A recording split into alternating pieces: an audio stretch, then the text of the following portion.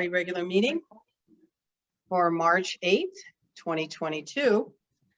It's going to be a virtual meeting, and now that I've the call to order, let's stand and do the Pledge of Allegiance tonight. Thank you. I pledge Pledge allegiance allegiance to the to the flag flag of the United of the United States States of of America America and to the and to the republic republic for which for which it it stands, stands, one one nation, nation, under under God, God, indivisible, indivisible, with with liberty and justice for all. Thank you, everyone. All right, I'm going to talk about the, we're going to take the roll call now. Counselor Knight, Here. Counselor Murray, Here. Counselor Waldman, Here. Counselor Lucero, Here. Counselor Burkett, Here. and we're really not sure if Counselor Tyson is going to be able to join us tonight, perhaps, but for now, I don't believe he's with us. Is he here, Melanie? No. No, I Okay. don't see him. Okay, thank you very much. All right, the next thing is the approval of the agenda. Do I have a motion to approve the agenda? I approve we move the agenda. Thank you. Do I have a I'll second? second. Thank you very much. Yes, Counselor Murray? Thank you, Mayor, Councilors. I'd like to amend the agenda to move item E to item K to item L, and then item L to a new item M. I think the closed session, we ought to do at the end of the meeting. We've done that in the past, and to our residents who want to hang around, I think we would be doing them in service if we did this really early.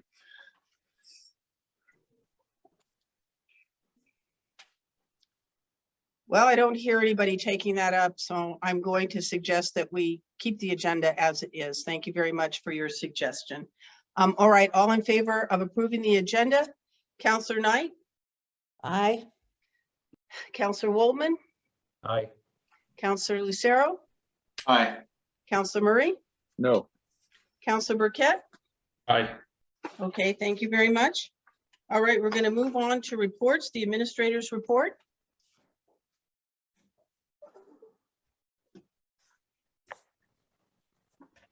Thank you, Mayor and Council.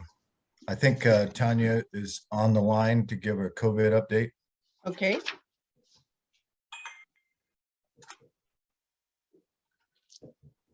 She's trying to be.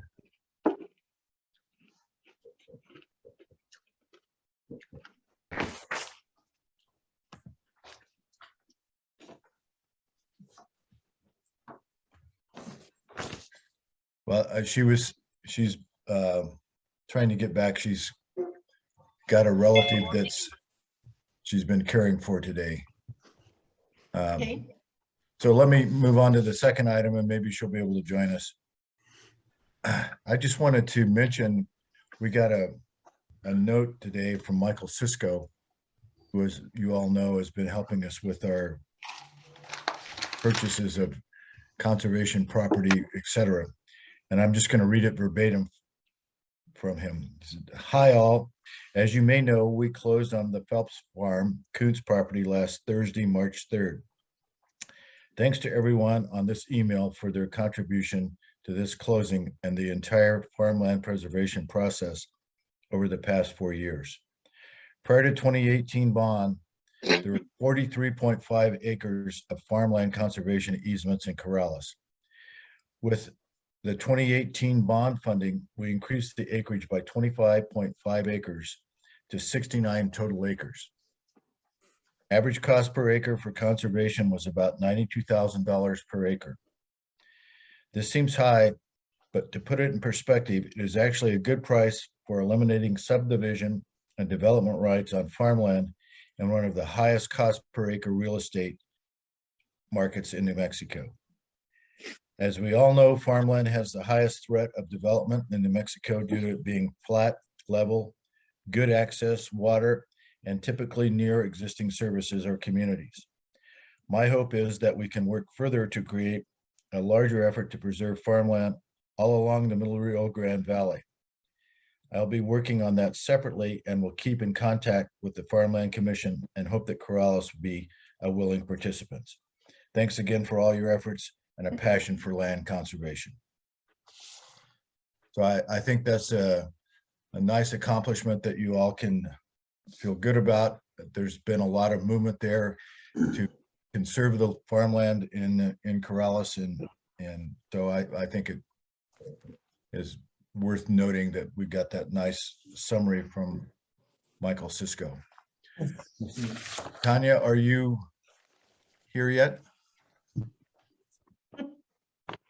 Yes, let me get my camera on. I made it. Good afternoon, good evening, Council, Mayor, Administrator Curry. Sorry, I was a few minutes late. It's been a busy day for me. COVID update, as you know, our numbers are falling, which is good. We've had 6 cases is all PCR or lab detected in Corrales for the month of February. State today, we only had 177 cases. But with that, a little caveat, been doing a lot of reading from a lot of epidemiologists, CDC. Numbers are good, but now is not the time to become complacent. Because we also know that we've got home test kits. We're giving out home test kits in Corrales, and those do not get reported. Even if you report them to state, there is an app, those don't get counted in. So right now, for the next 3 to 4 weeks, for me, I'm looking at daily hospital admissions to see how that's going. Because without test cases, we need to look at the lagging indicator of hospitalizations to see where we're doing. And I think New Mexico is doing really well. And my fingers are crossed that we stay at this 177 to 200 cases per day or up lower. We're still doing vaccination clinics. If you haven't got your booster, get your booster. And, you know, be safe when you're out in public, and I'll be happy to stand for any questions.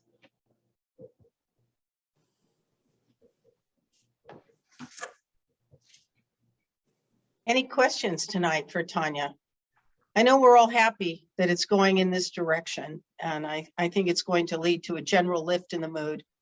But Commander Latin is never going to let her guard down. So I appreciate, Tanya, all of your efforts that you've been putting in. Thank you very much. There's a, Here. I'm sorry. Thank you. There was just a little bit of noise in there. Appreciate your efforts as always. Ron? And the next thing I want to visit with you all a little bit about is that That's wrong. we're having an interesting conversation in the village regarding trails. And this all came about as a result of an effort to have an event in the early part of late April, early part of May regarding some work that Chris Allen had been working on and others.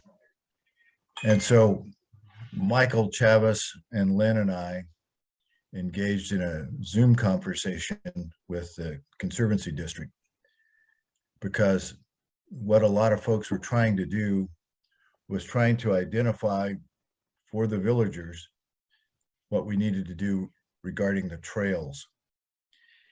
So we had this conversation with the Conservancy District, and it started off regarding a proposed MOU that went back 2017, which was never authorized or finalized by either the village or the Conservancy District.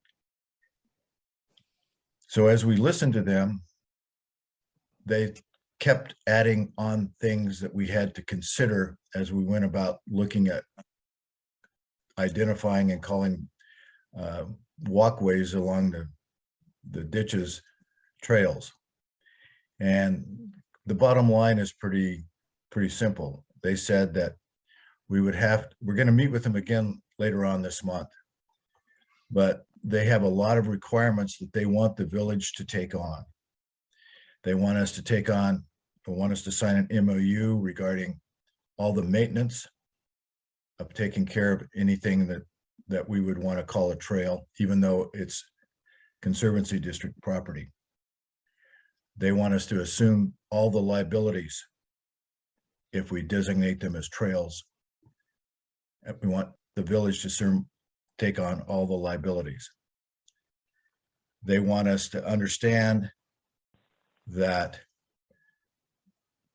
the Conservancy, if we designate these things as trails, and then we get into the situation when we're dealing with, say, the equestrian crosswalks, because they connect to the trail, and a trail is recognized by the state DOT as a trail, then we start to have to become in compliance with the state DOT. So as we sat there during the course of the meeting, the mountain kept getting taller that we had to climb to get to the point of satisfying the requirements of the Conservancy District. And what they were also saying to us, and Michael could give some personal experiences on this, is that the trails, or the way that the ditches and the walks along the ditches are being used by the villagers of the residents of Corrales or by Corrales, is just fine with them right now. They just don't want them to be called trails. And the other thing that we have to consider is, if we were to go about going through this process, and this is where I might ask Michael to get into this, since he is directly affected by all this, is that for each property owner that would go through or be walking on this trail that we would designate as being part of a trail path, we would have to get an easement from that property owner. Michael, you want to jump in and tell us why, and your explicit situation? Okay, Mayor, Councilors, Administrator Curry. So from my understanding, a lot of the middle ditch over here, most of the properties, or most of the ditch from the center of the ditch line east is privately owned. It's an easement that was granted to the Conservancy District years ago. From the middle of the ditch west is actually owned by Conservancy. Depending on what type of agreement was made, this can't really be transferred over without having the owners actually sign off on it. So to go through with this process, we would have to get an agreement from every property owner. And it just grows from there with what might have to happen. One of the stipulations that the Conservancy was concerned about was the road itself, the pathway itself, the stability of it. It would have to be ADA compliant. All the entrances would have to be ADA compliant. So as we go looking at this even more, we have even our own ordinances, which we would have to comply with, the sight vision triangles. You know, we would probably also have to put stop signs wherever the road meets this so-called trail. So it's just really a tangled web right here. I mean, the deeper we dig, the more we find. It's just really kind of, our hands are kind of tied on this. I don't think we can pursue this. The Conservancy, their opinion is it's been going on forever. We have no problems with people using the ditches. So just leave it the way it is and keep using the ditches. That's any questions? Michael, you might I'll get right to you, Michael. Stuart. Michael, just explain how and maybe you said this, but just amplify on the fact about how your property goes into the middle of the ditch and somebody else's does as well. Yeah, so where my property is here on West Ella, I would actually own to the middle of the ditch. So to pursue this, you would have to get an agreement with me, or an easement assigned to the village to use my property. The same I know goes on, and this is speaking of the one I know is over on Trosello. Half of that from the middle of the ditch east, that is actually owned by the owner of that Trosello property. That's why they were going to move the entrance to the south to avoid that. But there's no telling how many people actually own properties along this ditch bank that we would have to get agreements from. Council Murray, I think you had a question. Well, yeah, the thing was, I thought I thought the CEO of NRGCD was going to work with us on this. And it seems like they're putting up more roadblocks now, in order to not take responsibility. How can they say that they don't own that ditch? And why is the property owner being taxed on that portion of the ditch that they say that the center line goes to the property? So my understanding is it's an easement that was granted to them for the transportation of water. Yeah, but then if it's an easement, then that means that the property owner of that portion should be taxed in that additional land. Is that not correct? Well, I'm not sure. So I don't understand. I think they're trying to pull one over us. I'd like to see that agreement with that easement that they say they have, because I'm not sure I agree with that. Counselor Waldman? It's the only issue here, nomenclature. If we don't call it a trail and continue using it as it is, we're not responsible for it. We're not liable. We keep doing it as we have for the last 200 years. So we don't call it a trail. That's where we're at. Just leave it the way it is. All right. Thank you. Yeah, and I remember a long time ago when we had the gentleman with disabilities who wanted better access to the Bosque. I asked Randy Audio, our attorney, about that, and he said there is no way to make those trails ADA compliant. And we could maybe get a little spot where somebody with a disability could get to view, but the idea of trying to make all of our rustic unpaved trails ADA compliant, that is not going to happen unless Mr. Audio has changed his opinion, which I don't think he has. Okay, any other questions for Mr. Curry? Oh, yes, Mel, Counselor Knight. I just had one quick question. So at the beginning of this, you talked about the reason, Chris Allen had talked about the reason that she wanted to use the word trails versus ditches. And why was that? Could you repeat that? Chris is trying to put together an event, kind of an all village event, manifests and displays everything that the village does in late April, early May. And one of the centerpieces of that was trying to illuminate through maps what we as Corrales residents could use and see as a trail map. So she got that all printed up and put together for Michael. We had the discussion with the Conservancy District and found out what we found out. And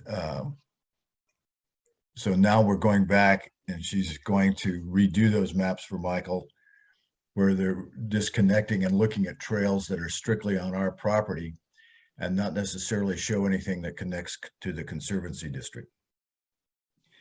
And the same thing is true as far as the equestrian crossings. I had an opportunity Michael and I both talked to Janet Blair to let her know about that, because we have to satisfy DOT requirements. If any of the 4 equestrian crossings are going to connect to a trail, then that sets up a whole nother set of requirements that come from the state DOT. So we're trying to isolate those, each one, because we still want to get the equestrian trails in there for the safety reasons we've talked about for literally years. Thanks so Thank much you. for explaining that. Thank you. Sure. And I know that we want more supervision by DOT. That is something we're all looking forward to. So anyway, that's where we are right now. I know, don't you have further meetings that you're going to schedule with the Conservancy, Ron? We have another meeting set up later on this month. And what they told us then is that they had looked at, and we provided them with the 2017 MOU that was presented to them and discussed within the village, and was never formalized by either party. And they were looking at that and they said, this is good, and we're probably going to be adding more things to this, and also adding more things to the conversation that we were having that particular day. So it seems clear to me that they're going to try to make this as challenging as possible for the village. And Counselor Burkett? I just have one question that's maybe not specific to this, but I think adjacent to it. When we're looking at this interior drain project, are we going to run across similar issues with easements and property owners when we're addressing that? good question. And I, bear with me here. I sent out an email this morning to the Conservancy District regarding the interior drain. And the response that I got back a little after 5 this afternoon was that the new head of the Conservancy District, Jason Kasuga, said we need to work with the Bureau of Reclamation on language in the draft MOA because of the interest they retain in the interior drain and the district facilities. With the starting to run water to the siphon emergency and everything else going on, we haven't had a chance to meet with them. I will remind Jason so we can get that taken care of as soon as possible. Because I'd gotten a note from Doug Finley this morning, who's been the primary promoter of this effort, along with a number of other people in the village, of course. And the former director of the Conservancy District, Mike Hammond, a Corrales resident, when they first started and they first had their first interior drain committee meeting well over a year ago, Mike sat in on that meeting and he was very enthusiastic about what the interior drain was trying to do. And in November of last year, he and I were communicating, and he had agreed to try to get the MOA going on that. And so there'd been very little action on that. And so responding to Doug's request today, I reached out to the district, and that's the response that I got. Okay, thank you. I don't see Okay, any other questions, Ron. all right. So the last thing I wanted to mention was, we've had a lot of conversation in the last several weeks regarding animal control and facilities, et cetera. And I just wanted to speak to that for a minute. Some of this I will read from a narration that I have here, but I just wanted to emphasize that we recognize that there are always ways that the village can do better at everything that we do. And certainly animal control falls into that. And we're efforting to do that. And I just wanted to give you some numbers here. In the 12-month period, March 1st, 2021 through February 28th, the Corrales Animal Control folks reported that 65 canines have been impounded. 37 of those canines were returned to owners, 16 adopted, 4 taken in by private rescue organizations, and 7 transferred to the Sandoval County Animal Control. And 1 is still in Corrales Animal Services awaiting transfer or adoption. There were 38 felines, 8 returned to owners, 15 adopted, 14 taken into private rescue organizations, and 1 transferred to Sandoval County. This does not count the spikes that we had last summer. These intakes include a dog with 6 puppies, all of which were transferred to Sandoval County in July 2021, a cat with 6 kittens, all of which were adopted in September of 21, and a dog with 5 puppies, all of which were adopted in October of 2021. An average of 8.6 domestic animals intakes per month, or about 2 per week.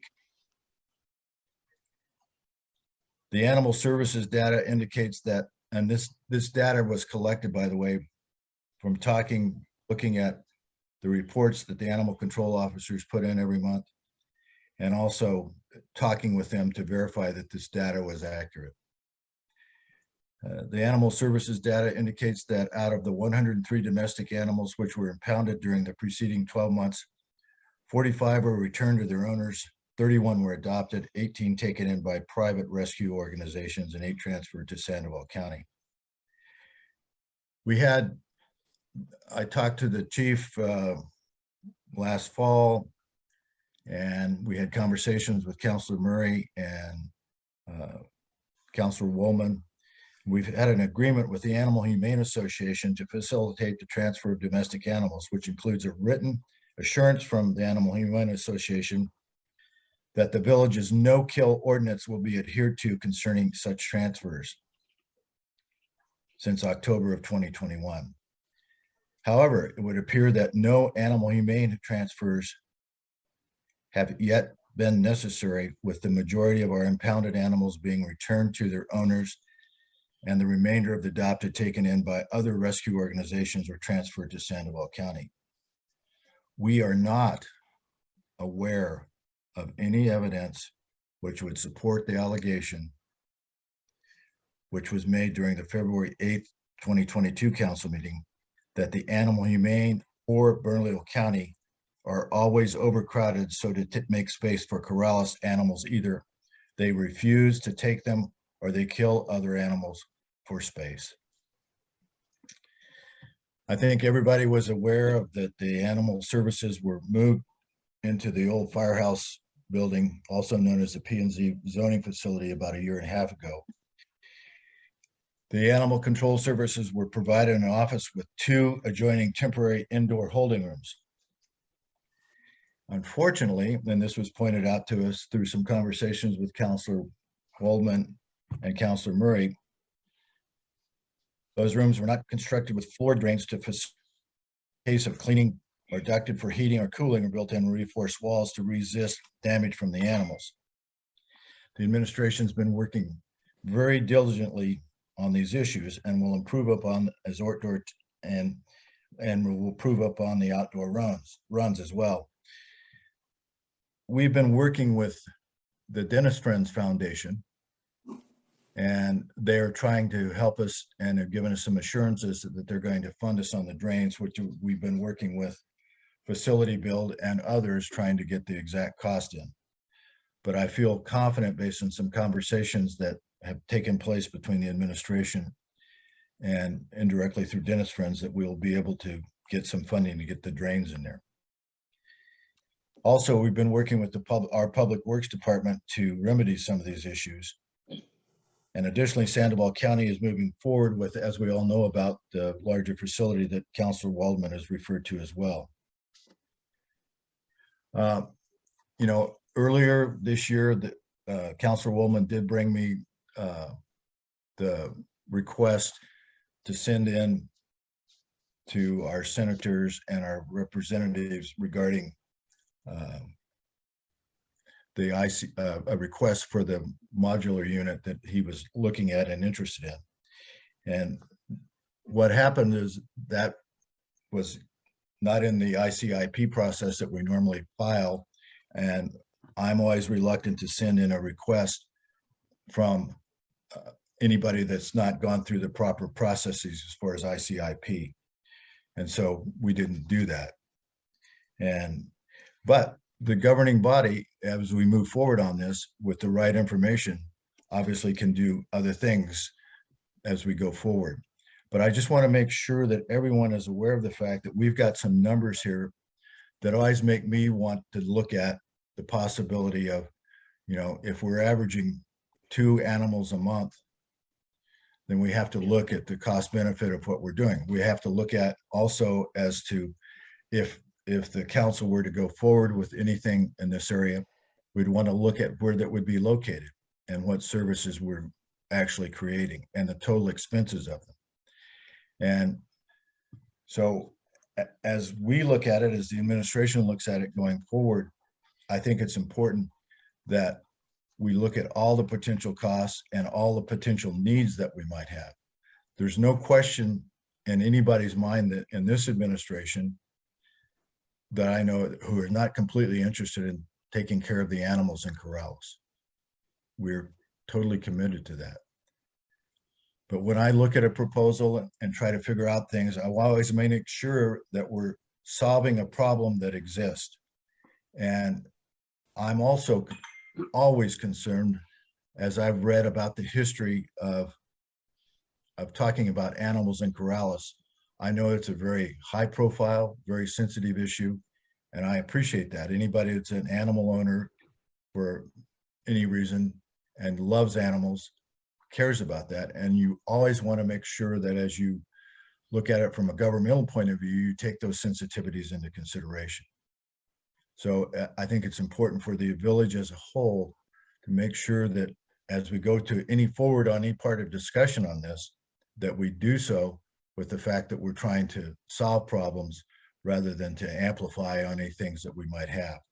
And, you know, this administration, myself personally, always recognize that we can do things better, but I always want to make sure that we're doing things that is actually solving a problem, or maybe if I want to look at something, maybe I need to be shown to look at it through a different lens. But the numbers that I see in front of me here are important to look at, because when I see about 2 per week, it just begs for more answers to certain questions. So I would stand for any questions anybody would have. Councilwoman? Yes, Ron, I appreciate those comments and your research on that. I also have some statistics from Animal Services that go back not to March 1st, but to February 1st of last year. You'll recall that we had a hoarding situation, and an awful lot of animals were brought in and serviced by Animal Services in an amazing way. As a result of that, there were actually 49 animals transferred, 21 to rescue groups, 21 dogs to rescue groups, 17 cats to rescue groups. 3 cats actually went to Bernalillo County. And as you said, nothing has gone to, and that was last February, nothing has gone to Bernalillo County or to Animal Humane in the last year. Animal Humane, as everyone who is in this business knows, creams for animals. They'll take friendly dogs. They won't take dogs that may have problems. They'll take cats that are friendly, but if a cat is in the back of a carrier and is shy, they will not take that cat. So there's a separate problem with that. We understand, however, that the administration has told Animal Services they can no longer transfer any animals to rescue groups unless they're certified. That's not, hang on, Bill, Counselor, that's not accurate, but go ahead, please. No, please. I'd love to hear the explanation. What we have found, to our surprise, quite frankly, is that animals were being transferred to rescue groups that we were not aware of. And so what we're doing now is we're not saying that you can't transfer them to rescue groups anymore. Asking if you're going to transfer an animal, not to the Animal Humane Association, we need for the officers to check with Sergeant Rogers so that she can validate what they're doing, so that they are protected and so that the village is protected, and so that they're not just being thrown off to a group that is not responsible. Okay, I'm looking at the list of groups that were used in the past year. Could you tell me which one is not acceptable on this list? I'm sorry, Councilwoman, I don't think he said any organization was not acceptable. What he's saying is, and I don't know if all the councilors are aware of this, but Animal Services falls under the police department, and Sergeant Rogers is their supervisor. And I don't think that there's any suggestion that they're not acceptable. It's just that the village needs to know where we're sending animals. That's I think what he's saying. Ron, is that correct? I don't. Yeah, I was just I trying to. believe that's Lieutenant Rogers, actually. So, for instance, we had the groups called Lapdog, Tootsie's Visions, Sandoval County, Karma, Astray, Surrender, Protective Custody.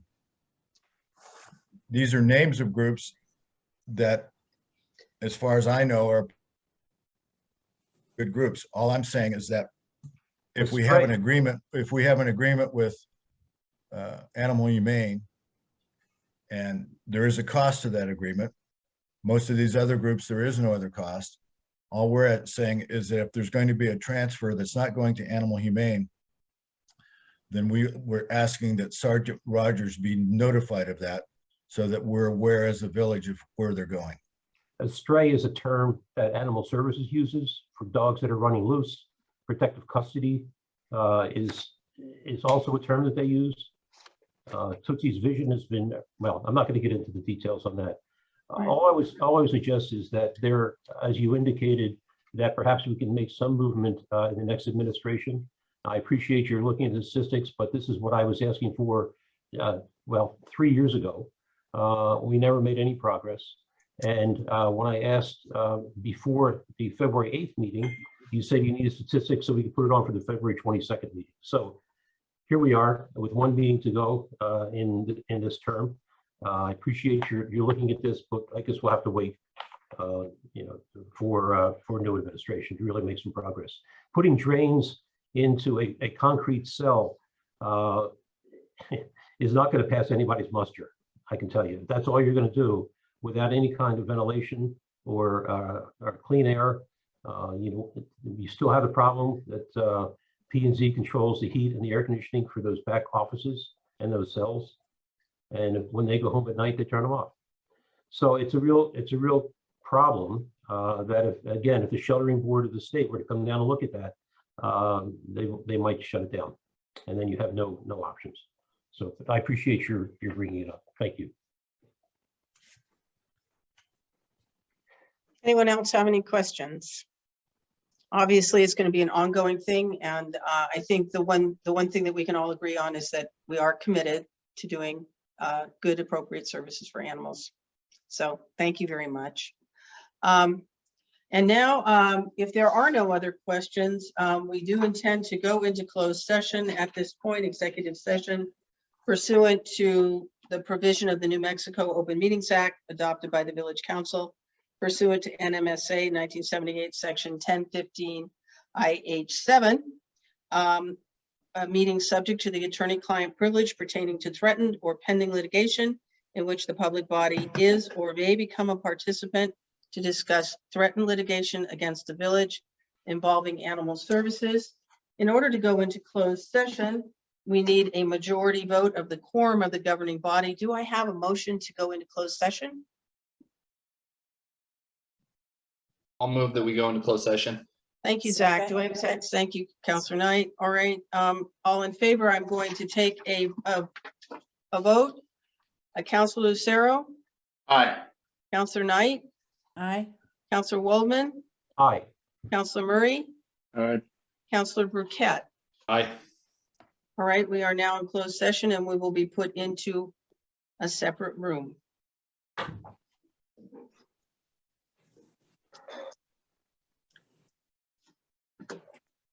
All right.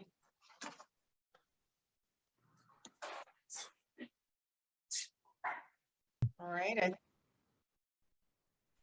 Thank you. I think we are all back in the main room. I'm going to take a roll call vote to reopen the meeting, and I want to state for the record that Counselor Parker has been able to join us. So I'm going to take a roll call vote. Counselor Lucero? Counselor Knight? Oh, you're on mute. Here. Thank you. Hi. Counselor Knight? Here. Counselor Parker? Here. Okay. Counselor Goldman? Here. Counselor Murray? Here. And Counselor Burkett. Here. All right. At this time, the meeting is now reopened, and the matters that were discussed in the closed meeting were limited only to those matters specified in the motion for closure. And this statement will be approved as part of the minutes on the next council meeting under section 1015 IG. There was no action that needed to be deliberated upon or voted on. And now, to be extra safe, we're going to take a vote on that. Counselor Waldman? Aye. Counselor Murray? Aye. Counselor Burkett? Aye. Counselor Lucero? Aye. Counselor Knight? Aye. Counselor Parker? Aye. Thank you so much. All right, we're now going to move on. I appreciate everyone. We're going to move on to Counselor's Forum. This section is for information purposes only, not for discussion and debate, to inform the governing body of an issue or concern that would not be addressed on the agenda during the business session. Counselor Burkett. Yep, I just wanted to briefly thank Lynn, the Parks and Rec, and very specifically Mackenzie for all of her work for the basketball season.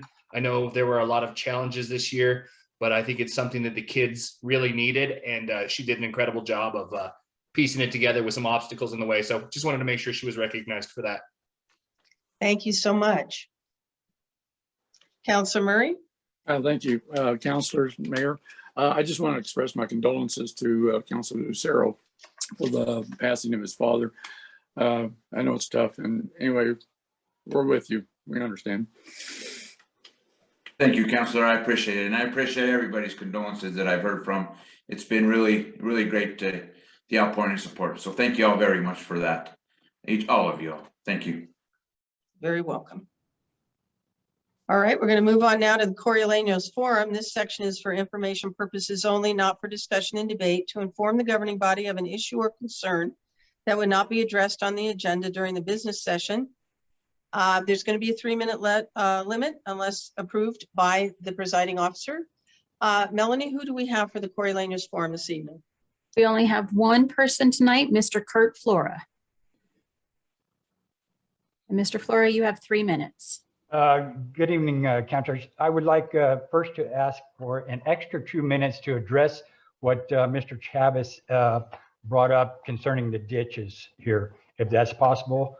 Just an extra 2 minutes to address that issue. Mr. Haflora, why don't we see what you can get done in 3 minutes? Go ahead. Well, this is going to take 2 minutes on this and then 3 minutes on my other, if that's possible. That'd be great. Would you please go ahead, Mr. Okay, Haflora? since the ditch crossing was not on an agenda, I'd like to extra 2 minutes. As always, nobody is listening to me. Now that Mr. Chavez brings it up, people are listening. It just shows that everything I've been saying for the last 4 years fall upon deaf ears. For the last 4 years, I've been telling the village that we own the property across the ditch, and we have been paying taxes on it. We've have our tax papers since 1953 to date. Lori insisted we did not own this property, even told our surveyors that not to put the property on the plat. This shows that Lori is not doing her due diligence and doing whatever she feels is law. That was going to be our next thing that issue we took up with the village. That was all I needed to say on that issue.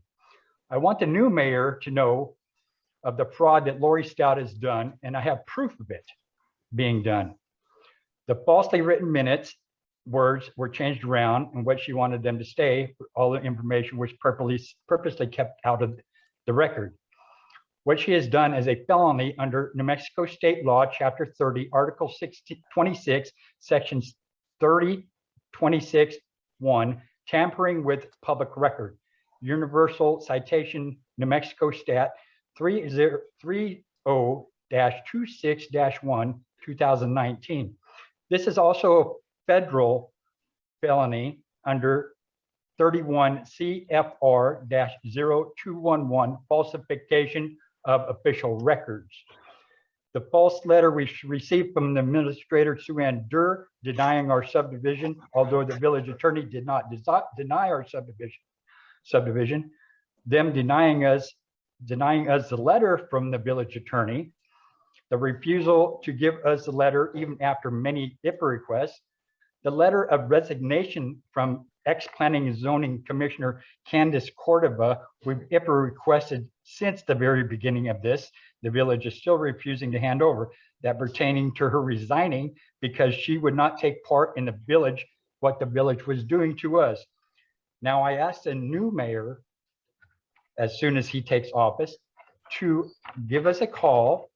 We would like to address all these, and he can listen to my many recordings with Lori Your time is Stout. up, Mr. Flora. Thank Lori you so much, Stout Mr. Flora. denying- Thank you. Thank you. All right, well, if there's no one else for the Coriolanus Forum, we're going to move on to the consent agenda.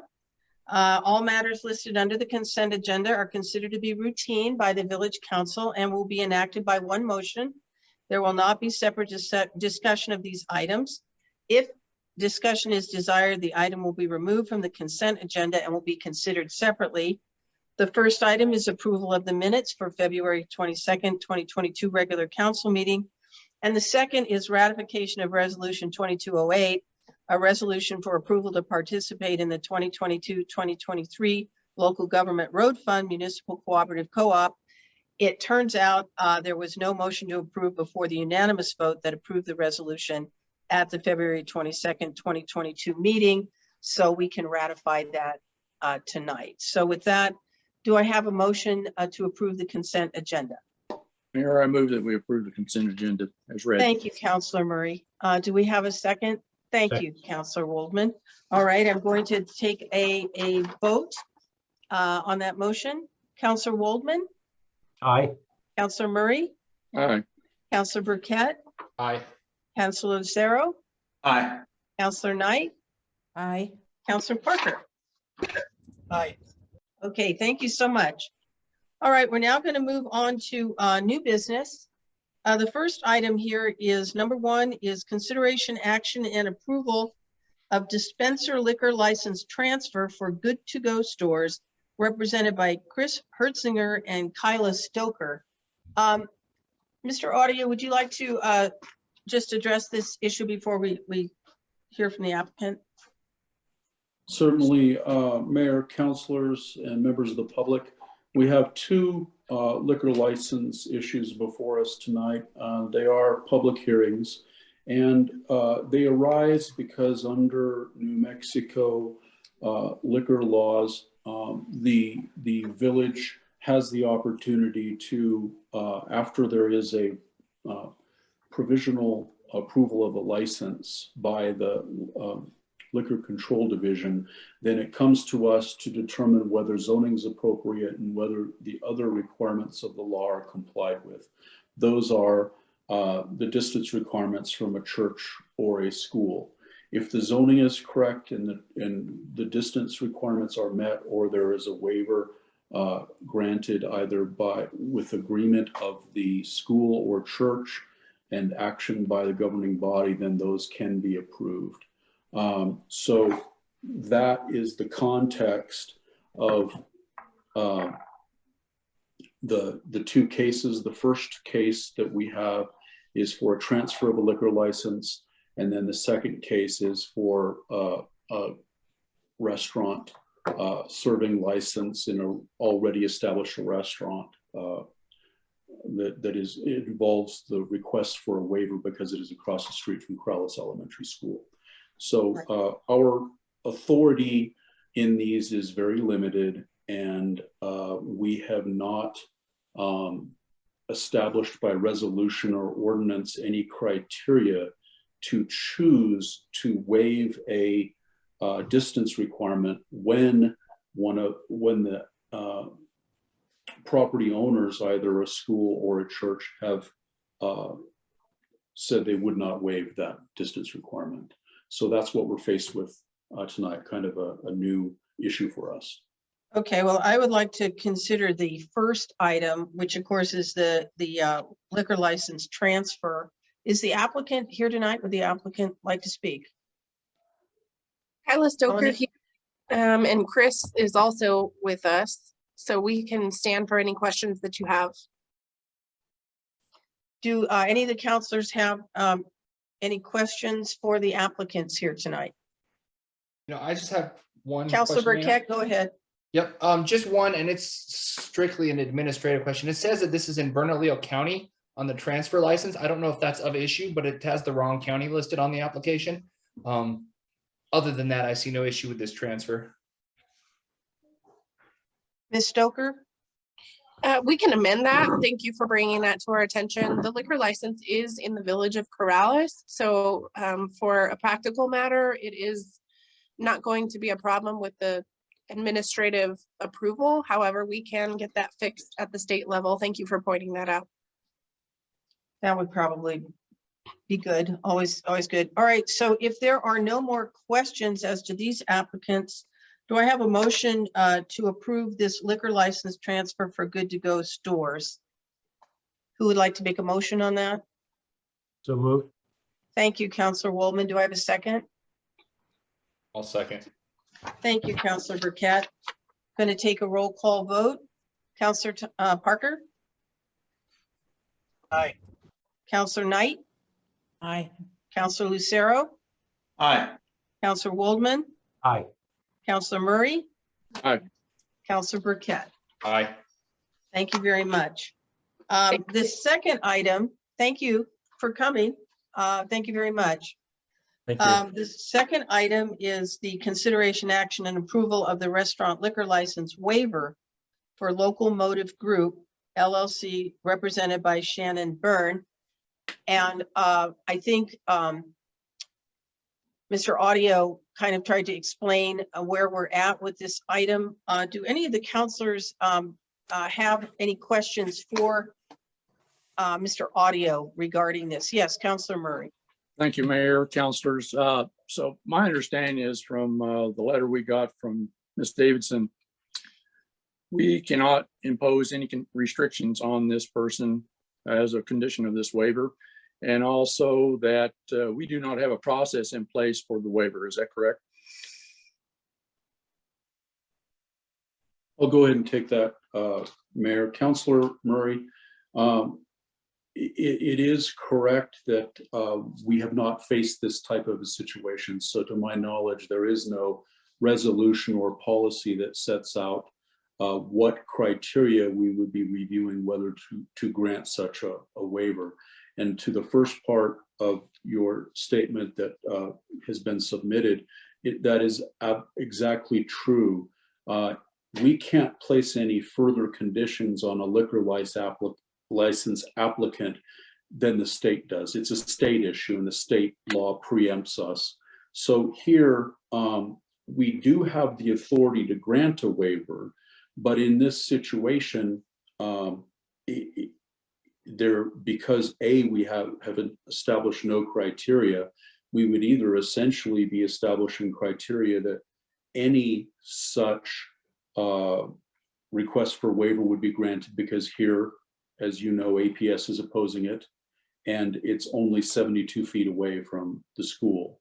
So we obviously need to hear from the applicant because it is their request, and see if they disagree with what we've just been talking about as the state of our law. Lynn,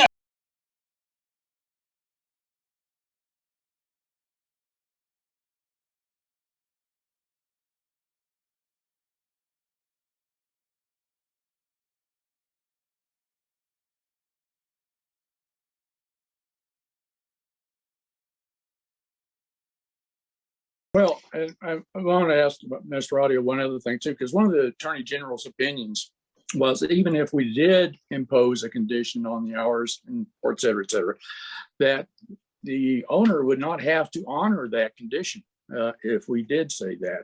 It seemed like to me in one of the Attorney General's opinions, either like from 1980 or 1974, that it was a statement that, yeah, all right, you impose a condition, but he doesn't have to honor it. Is that, you think that's a correct statement? It goes, yes, it is a correct statement, Counselor. It goes back to the issue that we have no authority to place any restrictions upon liquor licenses in these circumstances. So I do not believe we can condition such a waiver, approval of such a waiver. Counselor Burkett. Two other questions. So looking, the limited amount of research that I could do on this, it looks like in 2013, the New Mexico State Supreme Court looked at something similar to this, and they let that institution do a door-to-door measurement instead of property line to property line. My understanding, those were still under 300 feet if we do that measurement. Do we know that to be true? And does that matter? And then the second one is, there's an ad in their presentation showing that someone at this property previously was serving wine. Do we know that that business had a liquor license, and the fact that there was one on the property previously, does that factor into our decision making?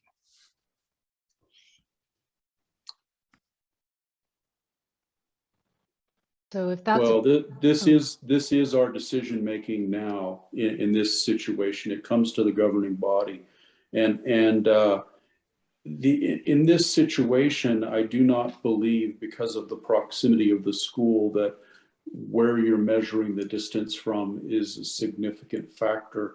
Where it could be is if you're looking at something that's close to 300 feet away, you know, something that would not necessarily even be on the same street, but as the crow flies is within 300 feet. But in this instance, I'm not seeing that distinction being of import for us.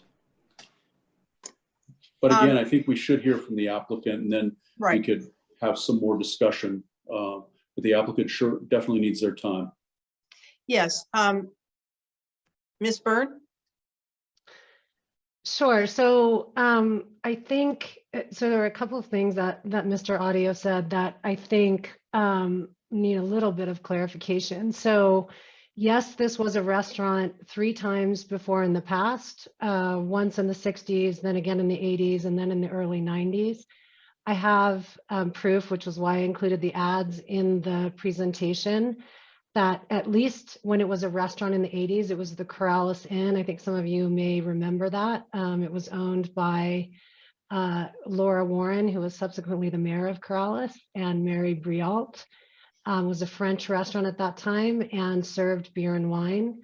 And that was in the 80s, as I mentioned, and then again in the 90s. And actually, Mel Knight, you actually helped me find this one. It was the Monk's Refectory in, I think, in the early 90s, and then the Abbey after that also served beer and wine. I would also point out that the school has been there the entire time. What I don't know is if there was a process similar to what exists today to have to request a waiver. All I know is that, again, at least 3 of the restaurants served beer and wine while the school was there. The other thing is that, you know, the state has created this ability for the smaller towns in New Mexico to be able to waive the distance from a school, thinking about the nature of kind of these old New Mexico communities, right? Where there is, Corrales Road is essentially Main Street, right? It's the one road through town. And the way that these communities have developed was there was a school, there was a church, there was a restaurant, and there was a shop, right? And it's all concentrated in one area. And so the village has the ability to override that waiver. And that's exactly why the state allows the municipalities to do that. The other thing that I would point out is that, you know, we do have a limited amount of space in which we can put restaurants. And as you know, it's a combined residential and commercial district. And in fact, there are very few properties other than those that exist today, either as breweries or restaurants, that actually would work as a restaurant, meaning they have, you know, enough parking, that there is some sort of architectural interest.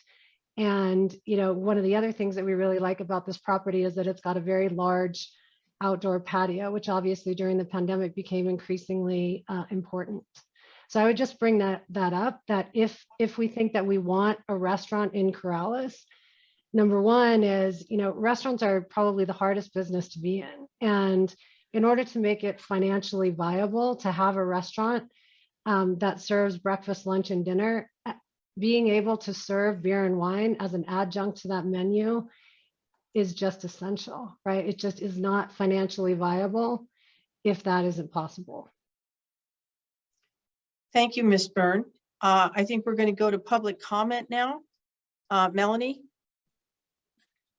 First on the list, I have Tessa Davidson. Ms. Davidson, are you on? Yes, she is. She's just there. She is. Yep.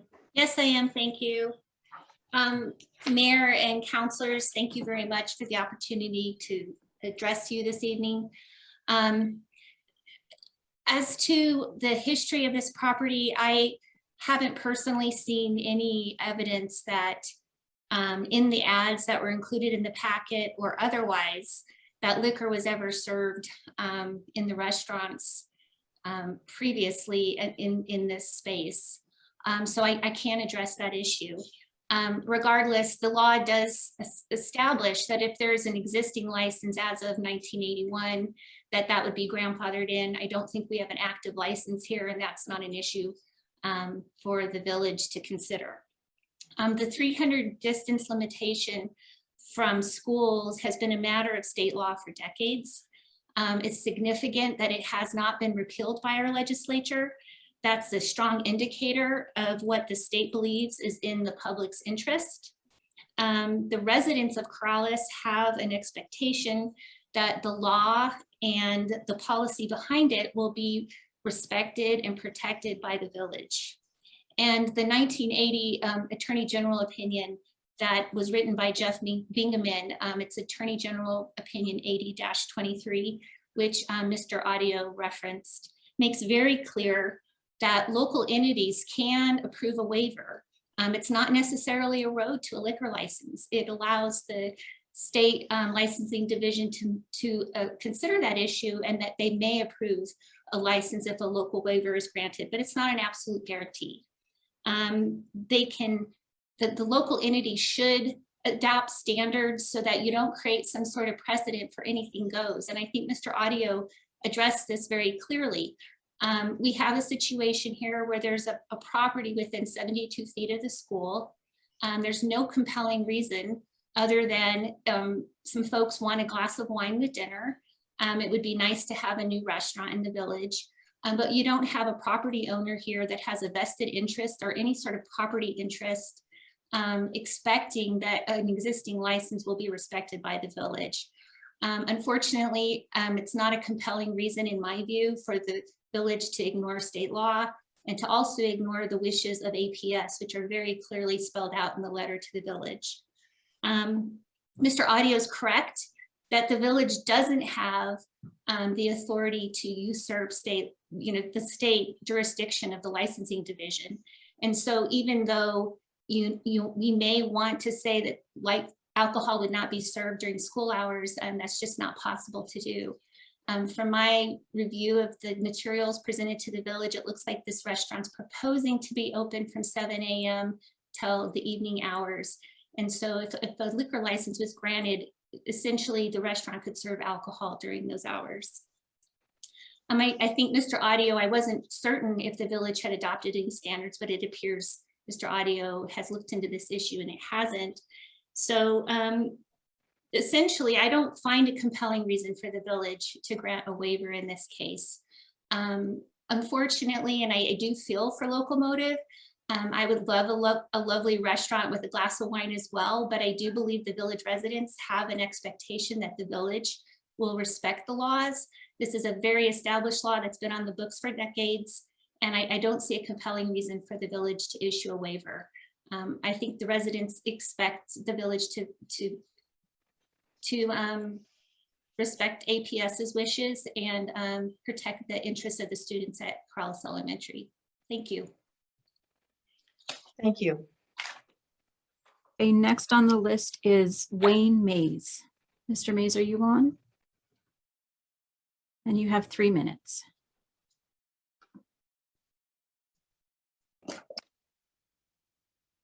You might be muted, sir. There, try it. Can you hear me? We can hear you.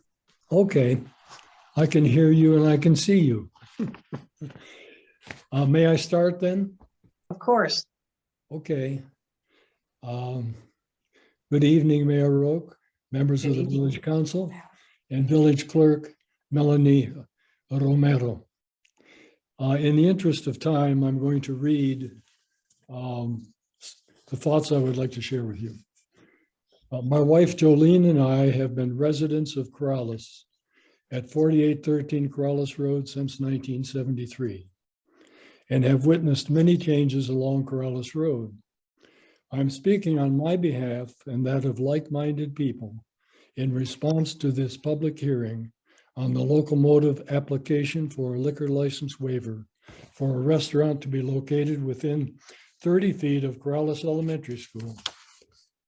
I wish to express our concern and opposition to the village council approving this request.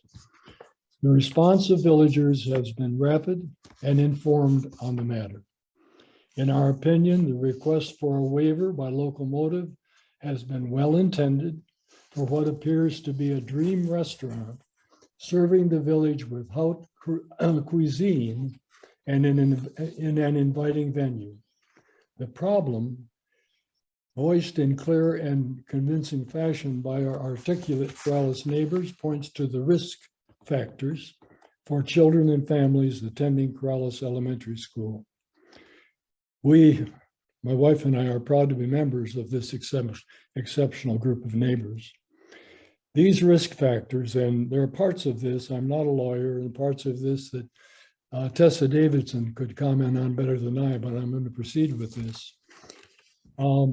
These risk factors are recognized with resolve in the Albuquerque Public Schools letter of August 17, 2021, and I quote, APS strictly adheres to state statute with no exceptions when it comes to liquor licensing ordinances proximate to schools. The state statute reads that alcoholic beverages may not be sold within 300 feet of any church or school setting. Were the village council to grant this waiver, the risk factor could haunt the village with potential injury to children and families. The village could bear the future responsibility and be legally bound for recompense. We urge the village council not to approve the waiver requested by Locomotive. We join longtime resident. I know this is presumptuous because in a way it's telling the Locomotive business something about their future that's entirely up to them. That's your 3 minutes, sir.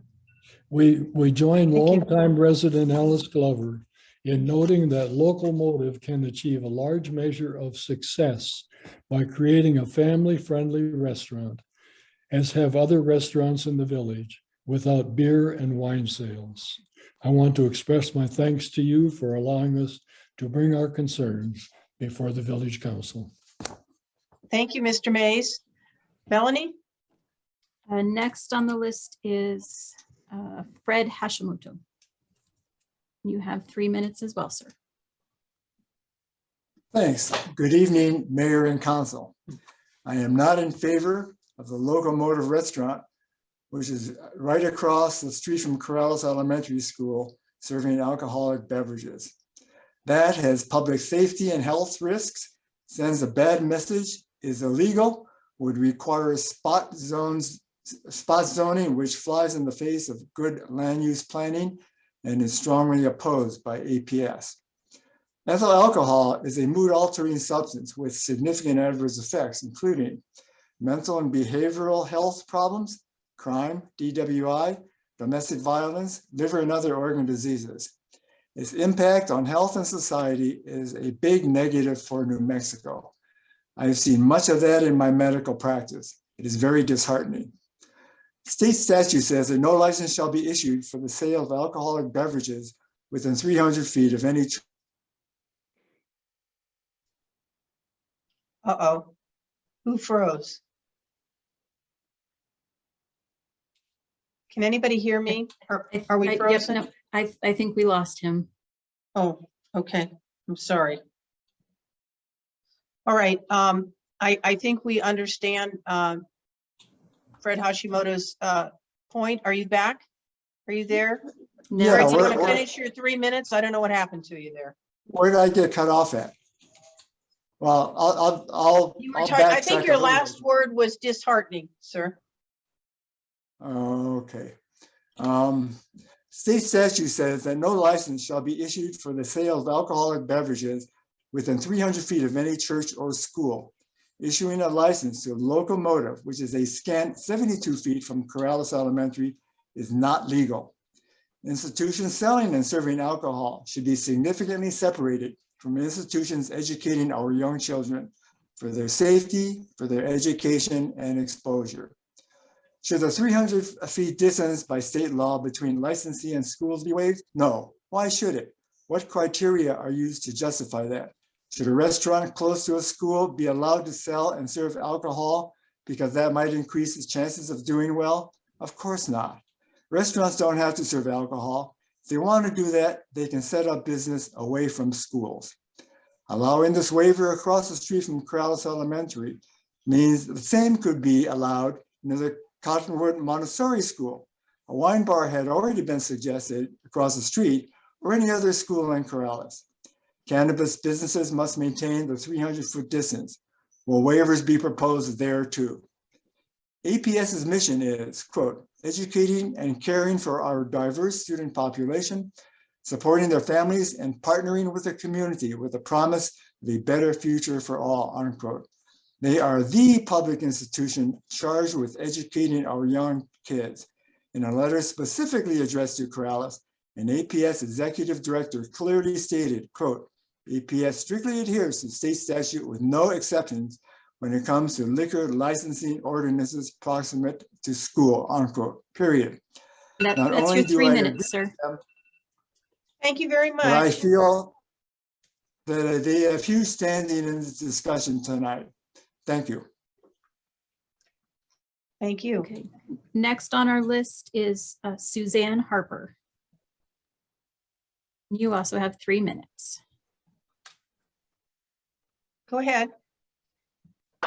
Thank you. Good evening, Mayor Roque and members of the Village Council.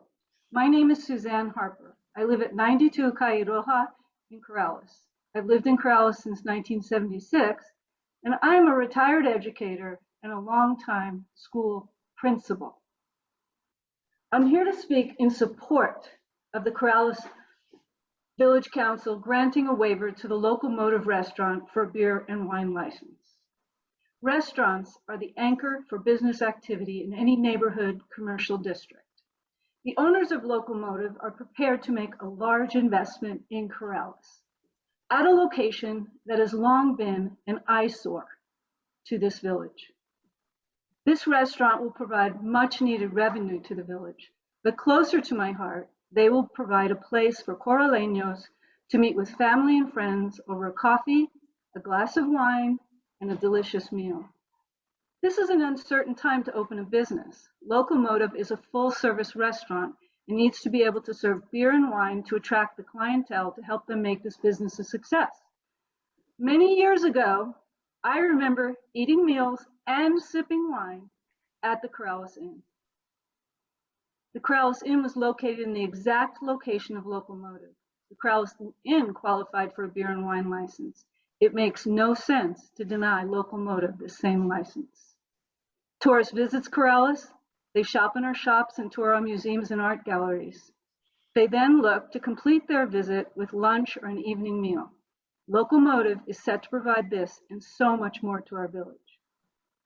The future owners are local residents of Corrales and are committed to creating a beautiful space for Corraleños to come together. As I stated, I'm a retired educator. I was an elementary and preschool principal with Rio Rancho Public Schools for 17 years. I see no issue with this restaurant being 300 feet from the school. The main entrance and the pickup and drop-off areas for the school are on the north side of the building, well out of view of the students. And 300 feet, it's arbitrary. Ex Novo and the Bistro are within 400 and 500 feet of the school. And they welcome children and families on their premises.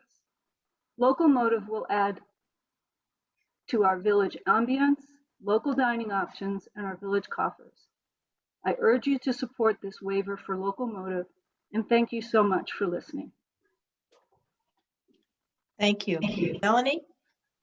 Okay, our next comment is a letter that was emailed to me this morning from Tom Keller Jr.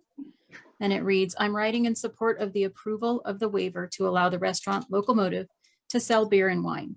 Having grown up in Corrales and as a regular visitor of businesses in Corrales, I think it would be valuable for the community to have more restaurant options.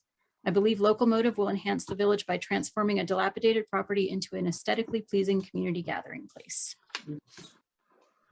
Somebody named Kelleher. Next is a letter from Matthew Butkus. And his letter reads, I am writing in support of the Village Council approving the request for a restaurant liquor license waiver for Locomotive. I believe this approval will create a positive impact in the village by increasing small business activity, improving neighborhood vibrancy, and adding to the local tax base that will in turn provide increased benefits to the larger community. As a parent of 2 young children, I understand the intent of New Mexico Statute Article 60-6B-10, requiring that businesses be located at least 300 feet from a school. However, in this instance, I do not believe this specific business with its business plan and target clientele would create a detriment to our children or our community. As has been evidenced by the expansions of other local businesses in the village that serve alcohol, including Ex Novo and Casa Vieja, the opening and operation of Locomotive would provide the residents of the village of Corrales with another quality community gathering place and dining option within the boundaries of our village. Again, I'm in favor of the Village Council approving the restaurant liquor license waiver. Next is a letter from Alice Glover. And she had stated some of the same things that have already been stated. And she mentions that she's seen her share of drunk driving, speeding, and careless driving. And when it comes to our school children, they cannot even walk on Corrales Road safely. And for that matter, neither can we. Corrales Road is a 2-lane highway. How much more traffic will it take? I have to wait long minutes to get out on the road from my property almost any time of the day. How many more liquor establishments do we need along Corrales Road, an already congested highway? I do not object to folks making a living, but do we have to add alcohol to the mix? I have not asked their permission to use their name, but to make a point, please note that Nate and Hannah's restaurant does exceptional business without serving alcohol. My final thought, I do not favor a waiver to serve alcohol by Locomotive. Restaurants do not have to serve alcohol, and if they choose to, find a location off Corrales Road and away from the school. Next letter was from Rachel Nowick. I am writing because I grew up in Corrales and my children currently go to school in Corrales, and I am strongly opposed to having any alcohol establishment within the vicinity of their school or any school in Corrales. The only times I had adults act inappropriately around me when I was a child was when they were intoxicated. It is wise to keep potentially inebriated people away from children who cannot defend themselves due to their diminutive size and limited life experience. One of the most beautiful things about Corrales is how safe it is for kids. By respecting and enforcing the current laws, we can continue to keep Corrales safe for children. However, I do strongly believe that allowing alcohol establishments close to schools would compromise our children's safety. So I plead with you, please uphold the standing laws as they were written with wisdom and good foresight. Next was an email from Ellen Robb. She too does not support the waiver. She mentions there are other businesses in close proximity to Locomotive that already serve liquor. And she says to please avoid making a hasty and uninformed decision in this matter. As concerned neighbors, we ask that you evaluate the compromise of safety to our children and the legal issues in your consideration. Next was a letter from, it was signed Thackeray Gray, Michael Dunphy, and Yelena Gray. And they support the statement made earlier by Tessa Davidson, and they oppose the waiver. They also say many parents and children attend after hours activities at the school during which parents and students utilize the roads and crosswalks in the vicinity of Locomotive. Ensuring the safety of students and their families far outweighs the economic advantage Locomotive claims via its procurement of a liquor license. And then we had emails that all came from concerned parents that pretty much said the same thing, asking that we not approve the waiver tonight. Their names were Jennifer Barnish Clear, Derek Heller, Abhishek Jiwa, Charlotte Pacheco, Edith Garola, Jenna Davis, Trent Ray, Carmen Martinez Titman, John S. Titman, Betty Rohe, Megan LeCount, Brendan LeCount, and from the Cottonwood School, Becky Pierce and Trish Nickerson both expressed their concerns that if this waiver were to go through, that there could possibly be a similar waiver affecting them at Cottonwood Montessori.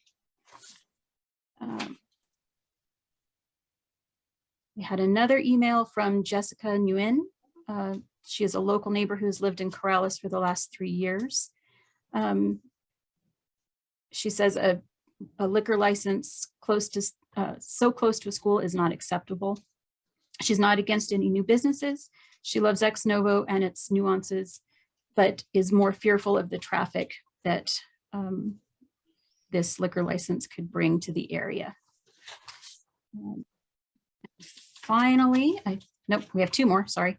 Juanita Crawford also asked that we not approve the waiver for the liquor license. Her children go to Cottonwood Montessori, and she's concerned that this could set a precedent for a similar situation near Cottonwood Montessori. And then finally, from Carol Van Den Avile, her main concern is that by ignoring the statement from APS, that would set a bad precedent for the future. And she also supported the statements that Tessa Davidson had made earlier, that the council does not have the authority to grant the waiver in this case. And I believe that is all of the public comment for this issue for this evening. Thank you. Thank you for the public comment. All right, at this time, I will take a motion on the, we could do it a number of ways. We can do a motion to approve. We could do a motion to deny. Councilor Murray? You're muted. Councilor Murray? Sorry, I had a question or two for the applicant. I was just, is there a possibility we could do that before we get the motion? Yes. Please go ahead. All right. Ms. Byrne? Ms. Byrne, you stated earlier that, I think you said Miss Knight assisted you in helping find one of those ads. Is that correct? No. She just, when I heard that she. I got engaged at the Monk's yeah. Refractory, and that's what I said. That she said she got engaged at the Monk's Refractory. With a glass of wine and a creme brulee, as a matter of fact. Okay, I must have misunderstood because it sure sounded like that you said that she helped you find one of the ads. No, absolutely Okay. not. All right, thank you. All right. I think we've had quite a bit of discussion. I think we're ready to move on to a motion. Councilor Waldman, did you want to make a motion? No, I just had a quick question for our village council. Certainly. Randy, do you know whether or not in the previous 3 restaurants, any application was made for a waiver to be able to serve wine at those restaurants? Since the school has been in existence for. And we have no information about how those the serving of wine came about at that time. We don't have anything in our files that I'm aware of, and correct me, Melanie or Lori, if I'm wrong, but I'm not aware of any record of that. Not that I know of. No. Any other counselors wish to ask a question before we move on a decision on this matter?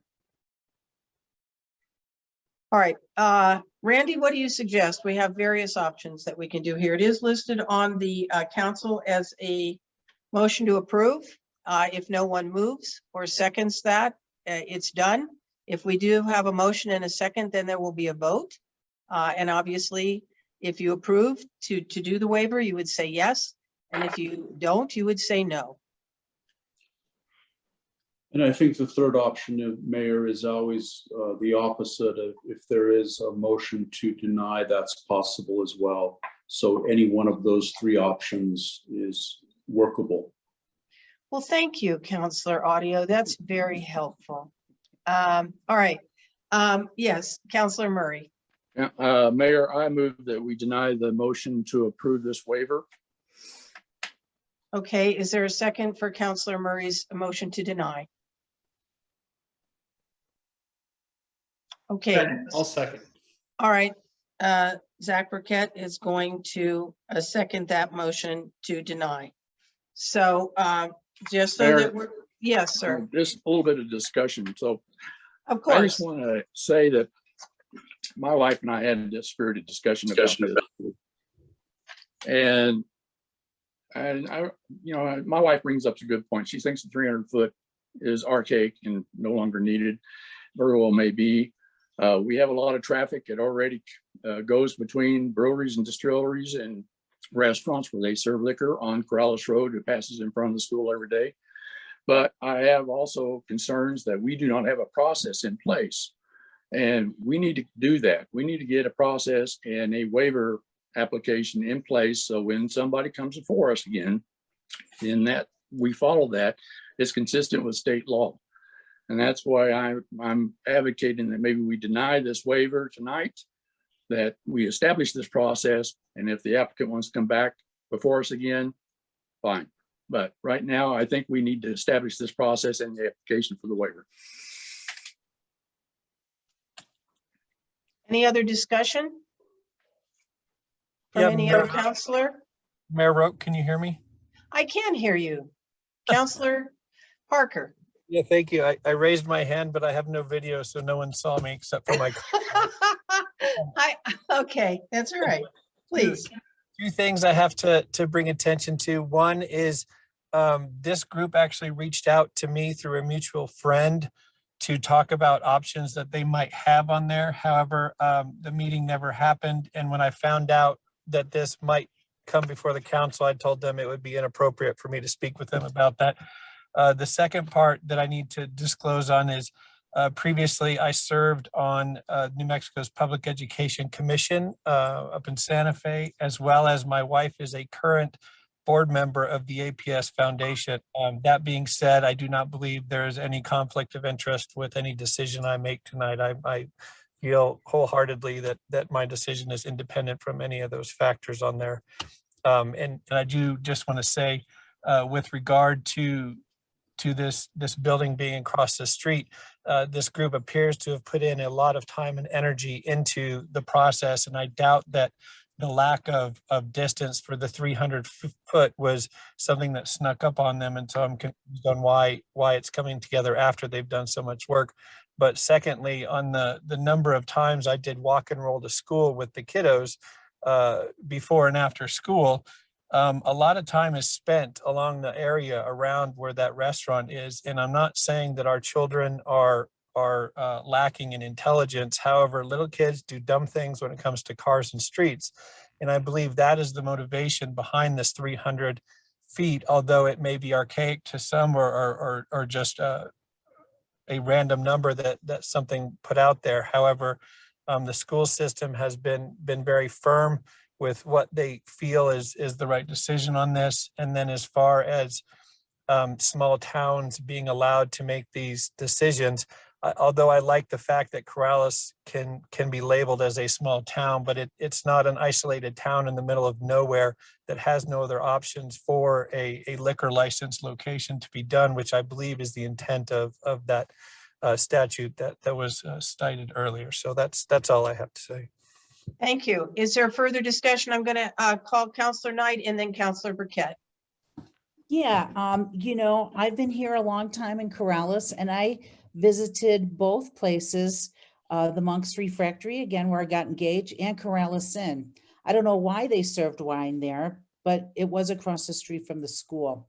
But I think things have changed in those years. Corrales Road has gotten a lot more crowded and there's more noise and traffic. And it is a problem, I think, near the school. I would love to have Locomotive do something as a restaurant, just because that area was an eyesore. I mean, they've cleaned it up greatly and it looks great. And I hope they can make their restaurant move forward if they don't get this liquor license situation figured out. Thank you. Thank you. Counselor Burkett. Yeah, I'm glad that Councilor Parker spoke, because in a similar vein, I actually did have a conversation with one of the principals of this business that I'm just now remembering, and this was probably at least a year ago. My recollection of that conversation was the suggestion that he speaks to the school principal in particular. I may have given him contact info for that, but I would like to ask Counselor Audio if he thinks that is grounds for recusing myself from this vote, or Were there any specific discussions of the application and the village's role in that? I assume I was reached out to because I was a village counselor. And my suggestion was to reach out to the school to speak with the principal there, Liv, who I felt would be very reasonable about it.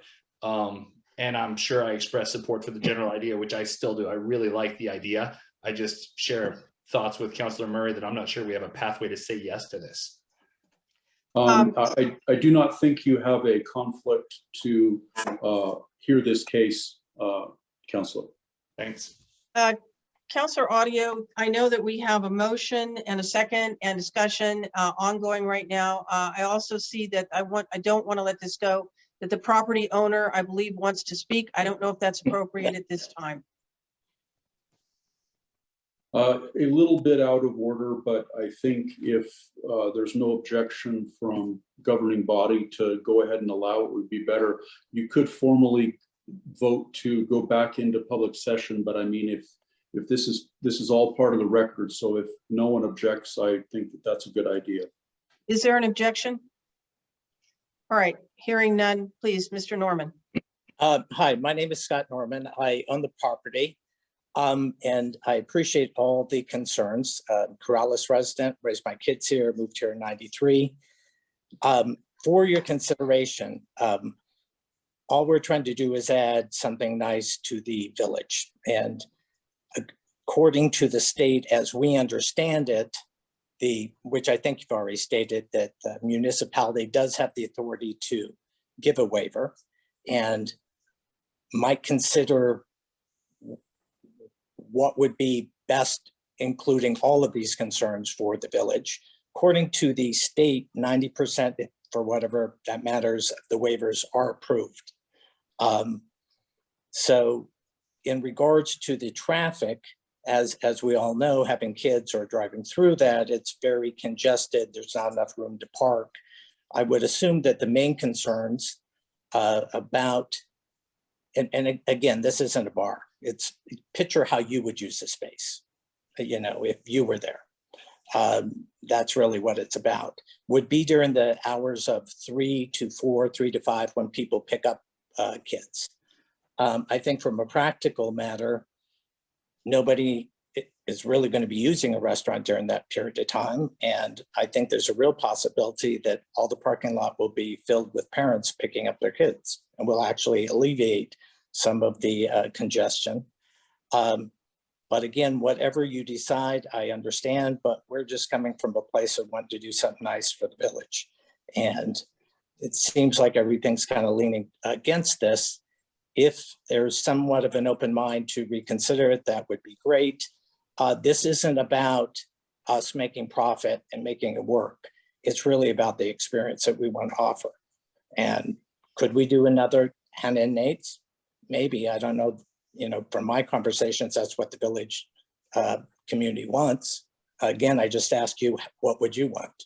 What would you want for a place there for your own use? That's pretty much it. Thank you. Thank you, Mr. Norman. All right, I think we last heard from Councillor Burkett. Any of the other councillors have further discussion that they want on this point? All right, then I'm going to take a voice vote, and I want to remind everybody, it's a motion to deny. So if your vote is yes, it means you are voting to deny the waiver. So it's a little confusing, but just please, I want to make sure everybody knows what page they're on. All right, Councillor Burkett. Aye. Councillor Knight. Aye. Councillor Waldman. No. Councillor Murray. Aye. Councillor Parker. Aye. Councillor Lucero. Aye. All right, I believe that is the vote of 5-1, so the waiver has been denied. Thank you, everyone, for participating this evening in this item. All right, we're going to move on now to item number 3, which is consideration, action, and approval of the Village of Corrales Ordinance Chapter 18 amendments relating to zoning and land use. And I've asked Bianca Borg is here again tonight, and in deference to the fact that we may have citizens who were not here before, she is going to do a presentation for us about the scope of this project, the length of this project, and what it includes and doesn't include. Ms. Borg, are you here? I saw you earlier. I am There here. you are. Yes, thank Good you, Mayor evening. Roque. Good evening. Yes. Good evening, members of the governing body. I apologize for the repetition. Melanie, can I share my screen? Yeah, give me just a second. Thank you. Yeah, so I apologize for any repetition, but yeah, I think as the mayor pointed out, it is important for anyone who wasn't here the last time to understand kind of what we're doing here, so.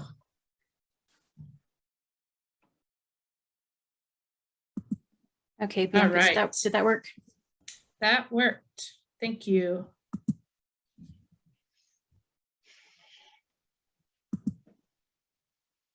Let's see.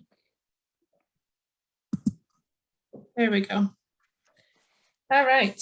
So the Mid-Region Council of Governments was tasked with some updates to Chapter 18 of the Village of Corrales Code of Ordinances. A little bit about us. Mr. Cog is a council of governments that serves Sandoval, Bernalillo, Valencia, Torrance, and Southern Santa Fe County. We provide technical assistance to our region through land use planning, transportation planning, economic development, and other things. This update was really just to update the code for clarity, usability, and to update some case law.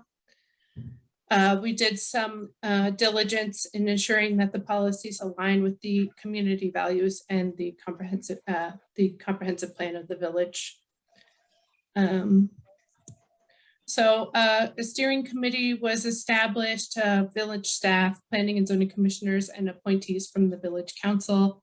The first meeting of this steering committee took place March 24th, 2021, and there were 10 total meetings. There was opportunity for public comment. We had a website set up where written comments could be sent to. So just sort of jumping into the changes, as section 1829 and the definition section, most of the work that was done in this section were just for clarification. We moved all of the lighting definitions to their own section. We did remove the definition of family, and that sort of paired with the definition of group homes. Modification was all just to assure compliance with the Fair Housing Act. We added some definitions for non-conforming lot structures and uses, and some other definitions for plat. And we removed the definition for senior living facility, which I will describe a little bit further on in this presentation. So again, you know, a lot of these changes were really just moving things around, sort of reworking things so that they were maybe a little bit clearer. We did change this lot diagram that I think is sort of known as the fish diagram into a new lot width diagram that we hope is maybe a little bit clearer and more accessible to members of the general public. In the residential districts, because we removed the word family, and that was done because the original definition of the word family had a cap on the number of non-related people who could live in a dwelling unit. And the legal team and my team kind of came together and decided that that wasn't, it wasn't really right because of the Fair Housing Act to regulate non-related families in this way. And so when we removed the language that had a capped number on unrelated people, the definition of family really became pointless. So we removed family. We did remove the provision for cluster housing. You know, in looking through the village's comprehensive plan, there's not really enough in there that would allow for higher density housing. So I think if the village would like to make provisions for things like cluster housing, the first place that you need to go is to your comprehensive plan. And then we took all of the landscaping requirements, which were sort of parceled out in each individual zoning district, and just moved them into their own section. In the non-residential districts, we sort of summarized a lot of the uses and condensed them to allow for similar uses. So instead of listing, say, you know, a beauty salon, a hair parlor, and a barber shop, we would just sort of list one, and then there's an allowance for similar uses. Some things were just moved to the non-conforming section. We added a provision that allowed for medical facilities and group homes in the commercial zone. And senior living facilities were removed completely from the M district. And this was done because the provisions for senior living facilities were very specific to a single property in Corrales, and didn't really make a lot of sense. So at this point, any type of senior living facility would have to be a group home type facility. And we've had some discussions with the Planning and Zoning Commission about what can be done sort of down the line to allow for senior living facilities in the village. And I'm happy to discuss that if anybody has any questions. Section 1845, we just updated some notification requirements, something that is sort of noteworthy at the last meeting and sort of throughout this recent part of this process. We've talked about removing the special use permit. And after the last meeting and some conversations with members of the council, we've decided to put that back in. So the special use permit is now back into chapter 18 verbatim, the way it was there before. The nonconformity section, we did separate non-conforming lots, non-conforming structures, and non-conforming uses as three separate things. We provided some guidance for the development of non-conforming lots. We added some language about the burden of proof, and we added some language about not allowing for the expansion of nonconformities, which was all sort of in there, but we just said it explicitly.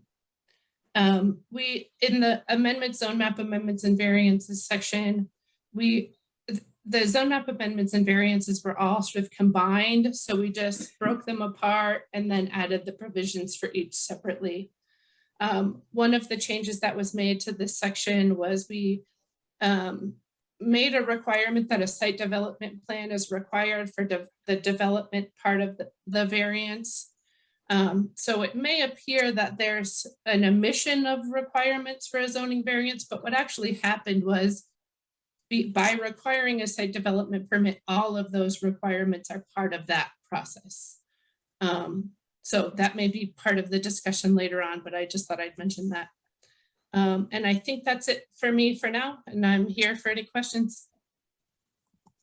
Okay, thank you very much, Bianca. I know that last time I did thank all of the many citizens and groups that participated. This was, I know Bianca's made it sound simple, but it was a fairly heavy lift and very detailed process. I just wanted to thank Bianca and also Peyton Showalter, Channing Hoffman, Maida Rubin, and Sandy Geiser from the COG, as well as the steering committee members that were appointed, Sandy Rasmussen, Eleanor Bravo, Phil Gasteyer, Greg Polk, Patrick McClernand, the members of the P&Z Commission, Jerry Sturmer, Sam Thompson, John McCandless, and also members of the staff, Ron Curry, Sherry Rice, Lori Stout, Joe Benny. And then also we had other people from the Planning and Zoning, Ken Killebrew, Mick Harper, Michelle Anderson, Melissa Morris, Rob Black, Eddie Bonaccini, Mary Chappelle. And then from our legal team, we had input from Corey Strife, Randy Audio, and Michael Garcia. So a lot of people tried to help to clarify the code for us. At this point, I don't know, Randy, did you want to say any more about the process tonight before we move forward? Thank you, Mayor. I don't think there's a whole lot more to be said. There were some council comments that were included in the agenda about some specific changes that were possible. I think we need to take a good long look at what would be substantive change and changing of definitions. For example, there was one suggestion to change the language of our dwelling unit definition, and we had spent a considerable amount of time last summer amending that. And some of those substantive changes were kind of beyond the scope of what this effort was. This effort was to make the code more functional and usable, bring it up to current legal standards and so forth. So I just think that the council and the governing body should look hard at any proposed floor amendments to make sure they're going in the spirit of that effort, cleaning that effort up versus tackling issues that may be left for a one-off process in the future, or a substantive section by section analysis if people think there are problems, substantive problems with those sections. But so for process wise, I think that you can choose to talk about issues now amongst the counselors. You can take public comment now, and then you may wait for a motion and a second to get the matter before the governing body, and then see if there's anything that members of the body want to move to amend in this draft. All right. Well, I think then we'll go with that, which we would start. Did we want to start with public comment or a motion? What do you think? We would do public comment first, because this is a public hearing on this. Right. Let's move to public comment. Melanie, who do we have for public comment this evening? First on the list is Mr. Derek Larson. Thank you. Mr. Larson? You have 3 minutes. Thank you very much. If you have any questions, I have in your materials for the meeting, beginning at page 182, kind of a written summary of my statement with a couple of demonstratives. But bottom line is I want to recommend the passage of these revisions to Chapter 18. I specifically am interested in the concern about the density requirements, the 1 acre and 2 acre density requirements, and want to point out that there has been, even before the density requirements, the lots that were incorporated prior to the density requirements, and some of them even incorporated or platted prior to the incorporation of the village. And that there has always been the option that those previously platted lots that are less than 1 acre, and we're talking about as small as a ½ acre, that those be able to be developed. It's not a wholesale opening of the village to new developments. It's only those that have already existed and that are owned by folks that may have had plans to build on their lots. I think the key plus or positive that you're getting from the revision of the ordinance is the addition of the new requirement that these lots that are less than 7.75 acres install the advanced septic system. I think that's something that's a positive that is not already contained. But the revisions to the chapter would not be an expansion of anything that doesn't already exist. We can see already in section 18.9 that the single-family dwelling per lot is a permissive use. And in 1882, the 1 and 2 acre provisions relate to what are called major subdivisions. And there are the intermediate subdivisions that it doesn't apply to. My point is you're not really changing anything except adding the provision for the septic system. There has been over the years some discrepancies or some inconsistencies of the Planning and Zoning Commission in granting some lots for approval and others that are not, based on the inconsistencies in the code. So I urge and strongly recommend that they pass the revisions to Chapter 18. Thank you. Thank you. Okay, next on the list, we have Mr. Patrick McClernand. Go ahead, Mr. McClernand. I think you might be muted. Thank you. Good evening, Mayor, Good Councilors. evening. I have perhaps a more lengthy comment than 3 minutes allowed. I'll try to speed through it, but on the one hand, I spent 5 or 6 months developing, helping work on this, and would like to read my statement to you tonight. I wanted to first address the subject of citizen input in the revision of Chapter 18. This has been represented as an inclusive process. I was one of the appointees selected to provide public input. It consisted of the mayor and councilors' appointments and 3 members of the P&Z Commission. Our biweekly meeting started May 24th and lasted until September 23rd.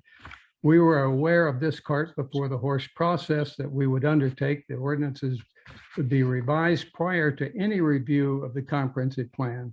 This process was established with the understanding that we as citizens advisors had no authority to make any policy revisions, rightfully so.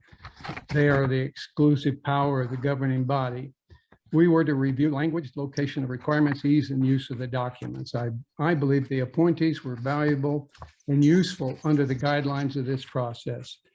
State law requires ordinances to flow from the comprehensive plan. Upon completion of the comprehensive plan, any revisions to Chapter 18 would then be required. The attendance by the citizen appointees was poor, perhaps by the definition of our involvement. The mayor's representative was only able to attend our first mid-afternoon meeting, and the balance of the meeting saw only half or less of the appointed members.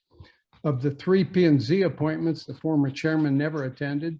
Another came to about 5 of the 9 meetings, while the third appointee had 100% attendance, but resigned from P&Z prior to their review and approval of this document by that body. Mr. Cog stated that it started with a well-qualified planner, Maida Rubin, the lead planner for this project. She left Mr. Cog in August and was replaced by Ms. Bianca Borg, also a qualified planner. The lack of continuity diminished the input from our prior meetings. Other than the appointed citizens, Zoom meetings could have received a wider audience from the community. The process was not well known and thus received little input. The last 10 minutes of several meetings were set aside for this purpose. There were only 2 or 3 citizens that responded. Mr. Huff Flora spoke several times, and Derek Larson addressed non-conforming lots. After September, Mr. Cog continued to work with the P&Z administrator, the village administrator, and the village attorney without any citizen input. The major changes to this document occurred in these last 5 months without appointee review and is now presented as a finished document.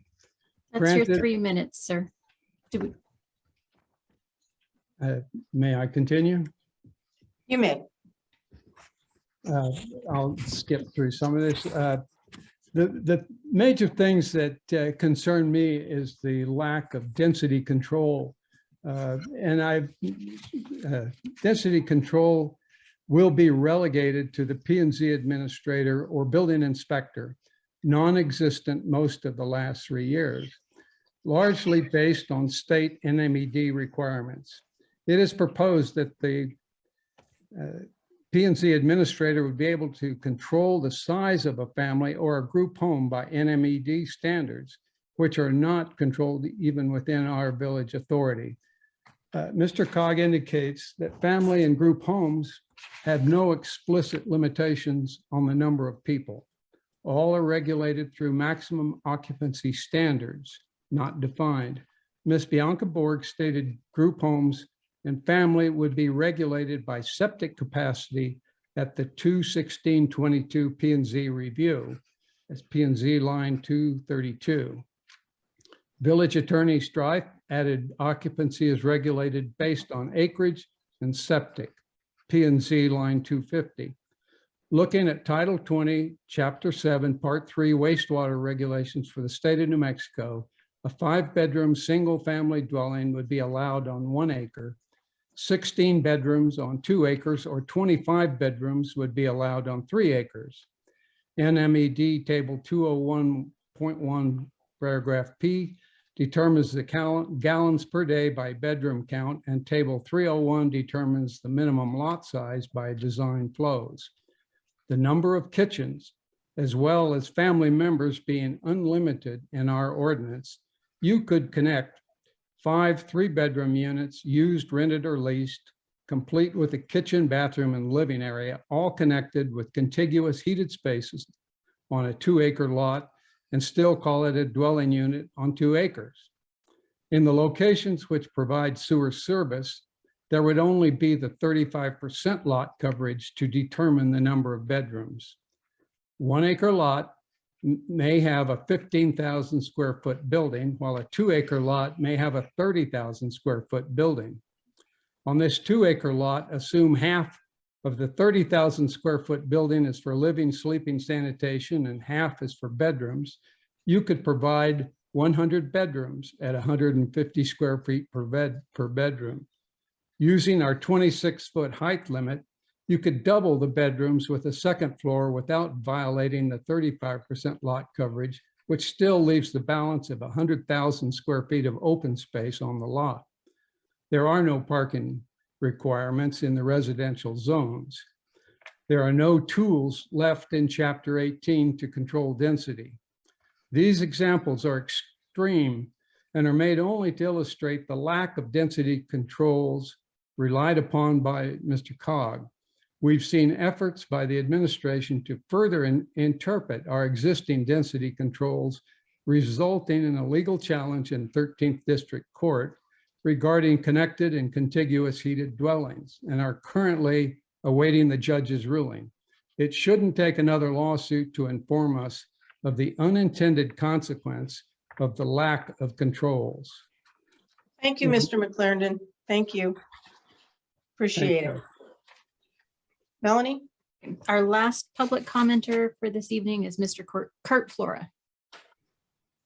Yes, Thank I you, hope I Mr. get Flora. at least 5 minutes, as Mr. Patrick just took 10 minutes of our time. I'm opposed at any approval of the Chapter 18. Nothing should be passed until pending arguments, lawsuits, and administrative appeals are dealt with. It's been 4 years we've been in this appeal with you guys. Now, as to what Mr. Patrick just said, that I was given public comment in these, I oppose that. Go back and look at these meetings. I was cut off at all public comment. You see in all the council meetings that we've been to, I've tried to comment on this and I've been cut off every time. So yes, I am very opposed to it. You look at line 377, where it says road, see definition of street, okay? These ordinances, if you approve these ordinances, Chapter 18, you will be in direct conflict with other ordinances, especially Chapter 18, Article 3, subdivisions, okay? Especially under Section 1881, design standards, okay? So you're trying to approve one ordinance and you have other ordinances that are in conflict to this. You can't approve one ordinance and then come back and say, oh, well, we're sorry. It says this in our ordinance further down that you're allowed this, but it says in this section, you're allowed that. So I'm totally against any approval of chapter 18, for one, until all pending litigation is settled. For two, that this ordinance is completely done, not just parts of it done and approved at one time. Because if you approve one part of it and you're not approving the whole thing, you got conflicts in the whole ordinances all the way through it. Okay, so as you know, like I said, I was denied speaking at this. Ms. Borg there, you were there, you denied me speaking. That's just crazy that you come and say we gave public comment. You did not give public comment. Every time I tried to comment, you guys cut me off. I tried to explain these. Hey, if you do this, you're going to be in violation of this other ordinance, but you don't want to listen to me. You think I'm hyper. You think I am hyper. Yes. And I speak fast. I try to get things out, but you guys don't listen. You didn't listen to me when I tried to say we own the property up front. Okay. And now Mr. Chavez says, oh yeah, well, that property is owned, by the people. It's not owned by this. But getting back to chapter 18, none of this should be approved until the whole ordinances completely from A to Z are looked over and they match each other. They don't match. You want to approve this part of the ordinance and not the whole thing, well, you're going to have contradicting ordinances. Okay. Thank you. Thank you, Mr. Hufflor. Thank you. Thank you. Appreciate it. I hope to be able to subdivide under all ordinance as when we started in 2018 to subdivide this property. I want to go by them ordinances. I don't want to go by any ordinances that are approved now. I mean, I tried to stay by every ordinance and you guys denied me on everything. You're trying to take lane out. You tried to take or out. You're trying to take everything out of the ordinance that we have bought. We bought net versus gross. We won that. We shouldn't have had to hire a lawyer to do that. Who's paying that lawyer fee? Thank you. I think we understand Mr. Hufflor's position. All right. Is that all the public comment that we have? That is it for this evening. All right. Thank you very much. Were there counselor questions for Mr. Audio or Ms. Borg? Yes, Counselor Murray.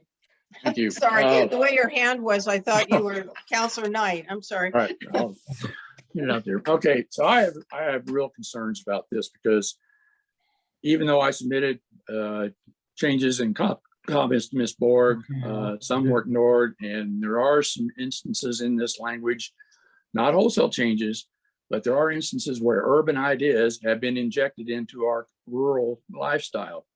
And I am worried that you have, like as I said, Mr. Flores was correct. There are unintended consequences in these changes. I have over 30 areas in this, just in this section from 18.2 through 1850, whatever we go to. There are really some issues there that I have real concerns with, and I don't see why we are, if we're going to approve this, we can't approve it until it goes to post and publish. So consequently, why it was not brought to post and publish as part of this process, I don't understand, because we're going to have a new council here in another month, and this thing's going to drag out. Now we're going to have new council members on board. I thought the whole thing Councilor Oldman brought up was he wanted this finished before the new council took place. I agree. And we're not going to get it done because now if we wait till the next official meeting, that's only time for post and publish. I'm sorry, Counselor, I'm going to ask Randy Audio if that's correct. Well, and we can ask Melanie as well. I believe that it was published after the last reading of the ordinance, but Melanie, could you clarify? Yes, yeah, it was published with the 15-day notice requirement. We had a discussion. It was in the Albuquerque Journal. we had a discussion. We did not vote to post and publish. Is that correct?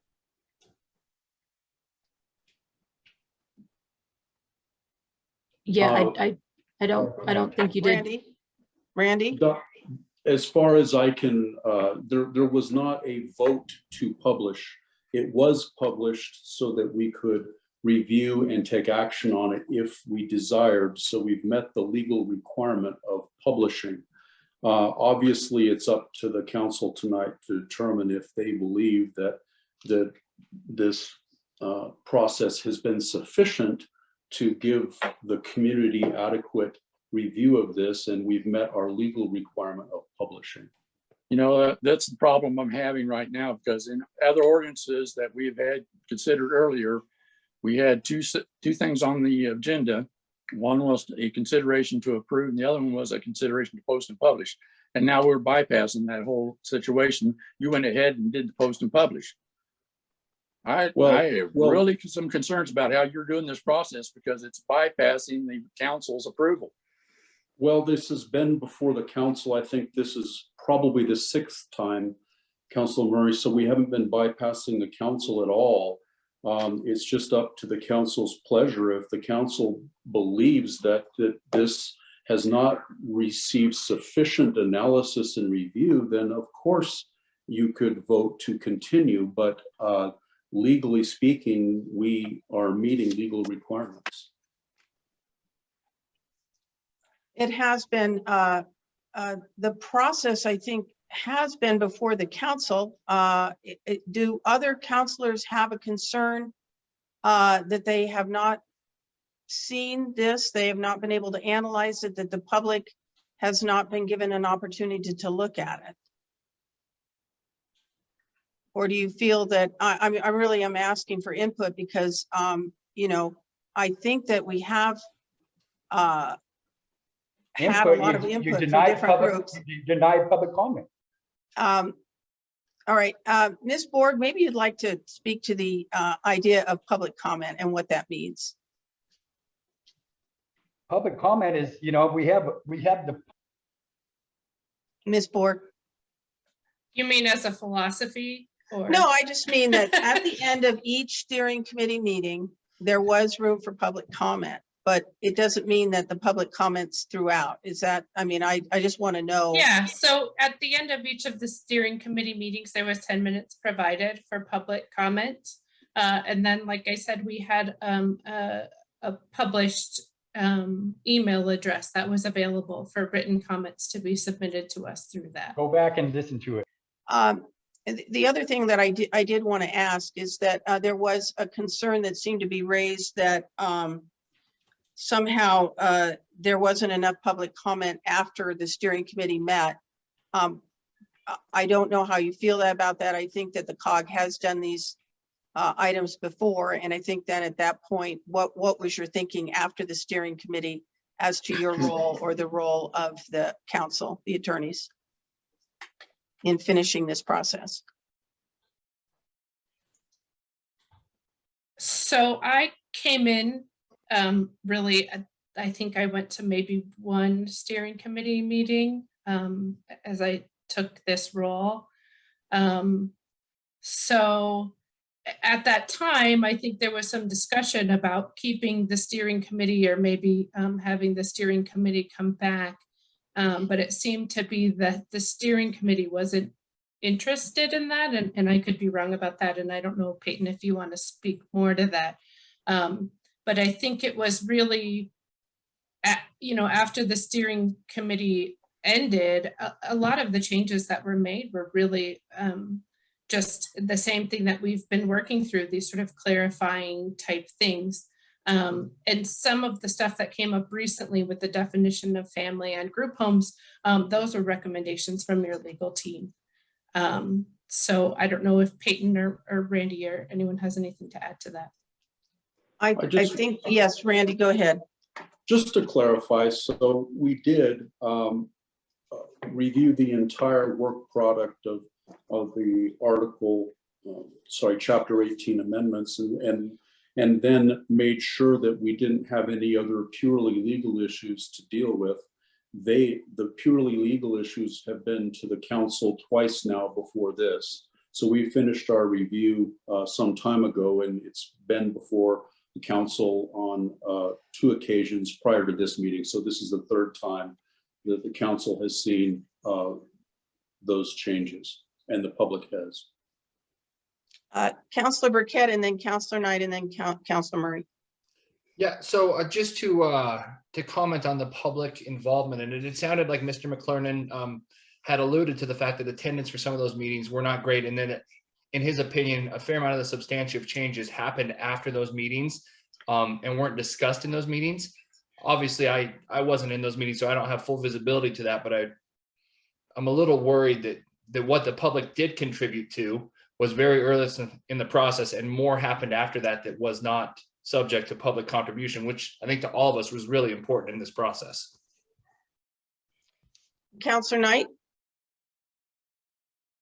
Well, I think as soon as you look at page 4 of 50, it talks about the purpose of why there is a chapter 18. I mean, I think there were some people that said we should work on the comprehensive plan before we address chapter 18. But in my opinion, the comprehensive plan is a goal. Chapter 18 are ordinances. I mean, I already see people going ahead and trying to get things done on their property before the ordinances get passed. What are we waiting for? This has been going on for over a year. And as far as public comment, the people that we asked to represent our districts, wouldn't they talk about, to their fellow citizens about what they were doing and what they viewed? It's kind of disheartening to think that Mr. McLaren was keeping track of people's attendance and that he wasn't speaking up in the meetings if he had problems with what was going on with the ideas that were given for chapter 18. Again, I think this has been going on for over a year. I think there's been a lot of input from a lot of different people, and I think we need to take a vote on it. All right, well, we'll listen to Counselor Murray, but Counselor Knight, if you want to make a motion, please feel free after Counselor Murray's comment. So from the last meeting, you said, Mayor, send all your comments and they would go into Ms. Borg and she would incorporate them into the changes. So we get Friday, we finally get a clean copy of what we think is the proposed changes. We get the marked up copy. There are some discrepancies, however slight. But again, now we're going to stand for amendments because I've got 30 of them I could probably insert that would not substantially change, but it does create, I think the way it's written right now, we have unintended consequences that are going to bite us in the butt, especially when it comes to density. And we voted as counselors when we ran for this office on 1 and 2 acre densities. And like Mr. McClernand has pointed out, you could have high density development within these properties. So we really need to take another look at this, and let's not rush to judgment on this, regardless of what Counselor Knight has suggested we do. I'm not going to impugn anybody's honor. I'm not going to impugn anybody's honor. Okay, wait a minute. A lot of people worked on Point of this. order, stop it. Please don't speak over each other. All right, that's pointless. I had the floor. I'd like to finish up, please. You may finish. All right, thank you. I think we need to postpone and have a discussion next Tuesday night on March 15th and go over changes that anybody else has, including me. I have amendments I would like to make before we go on and approve this. Because if we approve this as is, it's a disaster because it's going to just fall apart on us sooner. It'll bite us in the butt. Let's put it that way. Thank you for your input. Counselor Audio, I really do not think this process is a disaster. I don't think the COG feels it's a disaster. I don't think our attorneys feel it's a disaster. And I do think that sometimes there are unintended consequences, but I definitely think that nobody wants to change the density. Certainly nobody like Lori Stout, who's been trying very hard to hold the line. So I guess I would ask Randy what he thinks. I don't actually believe, and nor do I wish to have an extra meeting on the 15th. But I will go along with the voice of the council, but I will tell you that many people have worked on this for a long, long time. So I'm not sure that it's ever going to meet Councilor Murray's expectations. I'm just not sure it is. Councilor Audio? Well, I just want to clarify one thing. The changes that were made by Mr. Cog, the steering committee, and legal did not change the basic zoning provisions of the village. The substantive zoning provisions of the village were not changed. What occurred was there were specific issues that were confusing and had to be corrected. As we discussed 2 meetings ago, the notice provisions were changed because we were speaking of notice in 2 different ways without clarifying when we were speaking of one or the other. Those things have been fixed. So obviously, Councilor Murray and any other councilor has the opportunity to introduce an amendment after we would, if there's a motion to pass this, he can attempt to amend if he wishes. It's the process. I simply don't see, and I'm not saying I'm all seeing, I may be wrong, but I am not seeing how these amendments are changing the village of Corrales into an urban area. I don't follow that logic because all the language that was previously in all of our ordinances, not just chapter 18, have not changed as far as density goes, 1 dwelling unit per acre. And the only change in relation to family, I do not see how that is the basis, because the restriction of 5 people that are unrelated is just flat out illegal under the United States Constitution and the Fair Housing Act. We couldn't enforce it before, and if we left the language there, we can leave the language there. It's simply unenforceable. But I do not believe that the Mr. McKernan or Councilor Murray's statements that we're changing the character of the village are true. If that turns out to be the case from his proposed amendments, and you can show us where that's the case, then obviously I will be happy to eat my words 1 word at a time and chew them thoroughly. Anyone else before we get back to Mayor, Councilor I Murray? would like to give Mr. Audio an example, if I could. And I got a question because this is really let me just say on line 131, under section 18 application of the article, there's a statement that says the NAICS codes may be used by the Planning and Zoning Administrator and the Planning and Zoning Commission to evaluate uses with similar characteristics and impacts that are not explicitly listed shall be permissive uses or uses by review. Now, is that giving the administrator the ability to add permissive uses without council input and approval?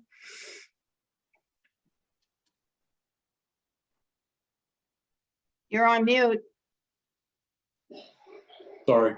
You can never in any code, councilor, be inclusive of every potential use. I will give you an example. In Albuquerque, we had a situation many moons ago where a helicopter landing pad was not an identified use.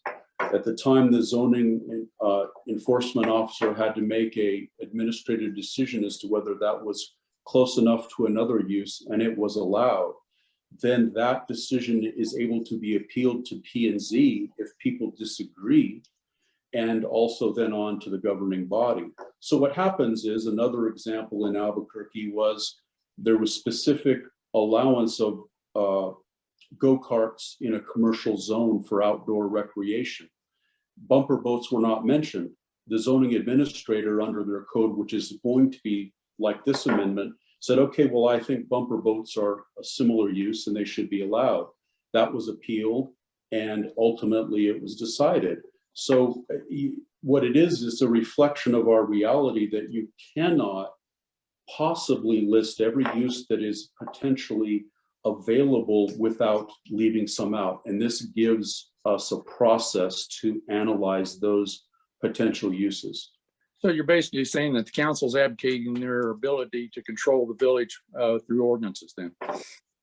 I didn't think I was muted then, Councillor. I said specifically that you're not advocating anything. It's always been the zoning administrator's initial responsibility to make those calls, especially in the commercial zone. The neighborhood commercial zone is fraught with cases, as you'll recall, some of them, including the woodworking shop that had the saw outdoors that we grappled with a year ago. That's a good example of a situation where a specific use isn't called out. The administrator makes the call, then P&Z does, and you have the final word. So the other option is too, with group homes, you give it a permissive use, but where it had been a use by review. Why are you advocating the group homes and moving them out of use by review? Because you have it as a use by review in the commercial zone. In commercial zone, most uses are used by review because there is no commercial use allowed except for those that are approved through review. In A1 and A2, group homes have always been allowed permissively. But I think you're opening up the village to a beehive type situation where you could have a assisted living facility come in and be plopped into an A1, A2 zone outside commercial. Anyway, if it's part of a dwelling unit, one dwelling unit, then of course that can happen. It's what the law requires. So we're basically advocating density and requirements then. No, not at all. Anybody else have, all right, is there anybody who would like to make a motion on this item? Thank you. Councilor Knight? I move that we accept the new ordinances in chapter 18. All right, do I have a second on that? I'll second. Thank you. Councilor Parker, thank you. All right. Discussion? From Mayor Roque, my hand is raised, just so you know. Yes, thank you, Councilor Parker. Please go ahead. I just want to reiterate the idea that Mr. Audio proposed on there, that we can pass this ordinance, and if there are specific things that need to be adjusted, this is a living document that we can address on there. A number of these issues were brought up months ago, and then at the 11th hour, we're being told that this is going to open up the can of worms. Let's get this taken care of now, and that can of worms, the time can be put towards it to make sure it doesn't happen if that's truly what people feel. So, anyway, that's fine. Thank you. Thank you, Councilor Parker. Anyone else have any discussion? Yes, Councilor Lucero. Mayor, I just kind of want to make a comment, and I don't know which side this falls on. I do have to agree that it was quite a bit in the last 72 hours to take all this in, with the understanding that this has been an ongoing process for the last year or so. I do want to be respectful of Councilor Murray with his comments and his opinion as far as the changes go. But I'm trying to be very careful about all the work that was put into this being for naught. I do agree with changing or going forward with the changes, but with the understanding that there are some concerns and they need to be addressed. I'm hoping sooner than later. I mean, it's gonna have to be a process moving forward as far as the changes and the concerns that Councilor Murray has. I like to hear them, but I also understand that I want to see a conclusion to this sooner than later, because I do agree with pretty much most of everything that I read. Granted, it was a lot, and it was kind of broken down by Ms. Morgan. I appreciate it. So I do understand Councilor Murray's concern. I do not want to see this go down, and I want to make sure that we're doing something right now to make sure it doesn't, but addressing the concerns that this council may have. Thank you. Thank you, Councilor Lucero. Councilor Waldman? Yes, a question for Councilor Audio. If we were to go ahead and pass this tonight and take up Councilor Murray's concerns, what would the process be to do that? No, you muted yourself, Randy. Backwards. Don't trust anything after 8 o'clock, right? I think that the main issue is the intentions of Mr. Cog, who does this for a very many number of communities, was to bring us into an alignment with what is commonly being done in both rural and other communities now, with the interpretation of the zoning code and how it could be bettered so that it's more understandable, it works better, and it's legal.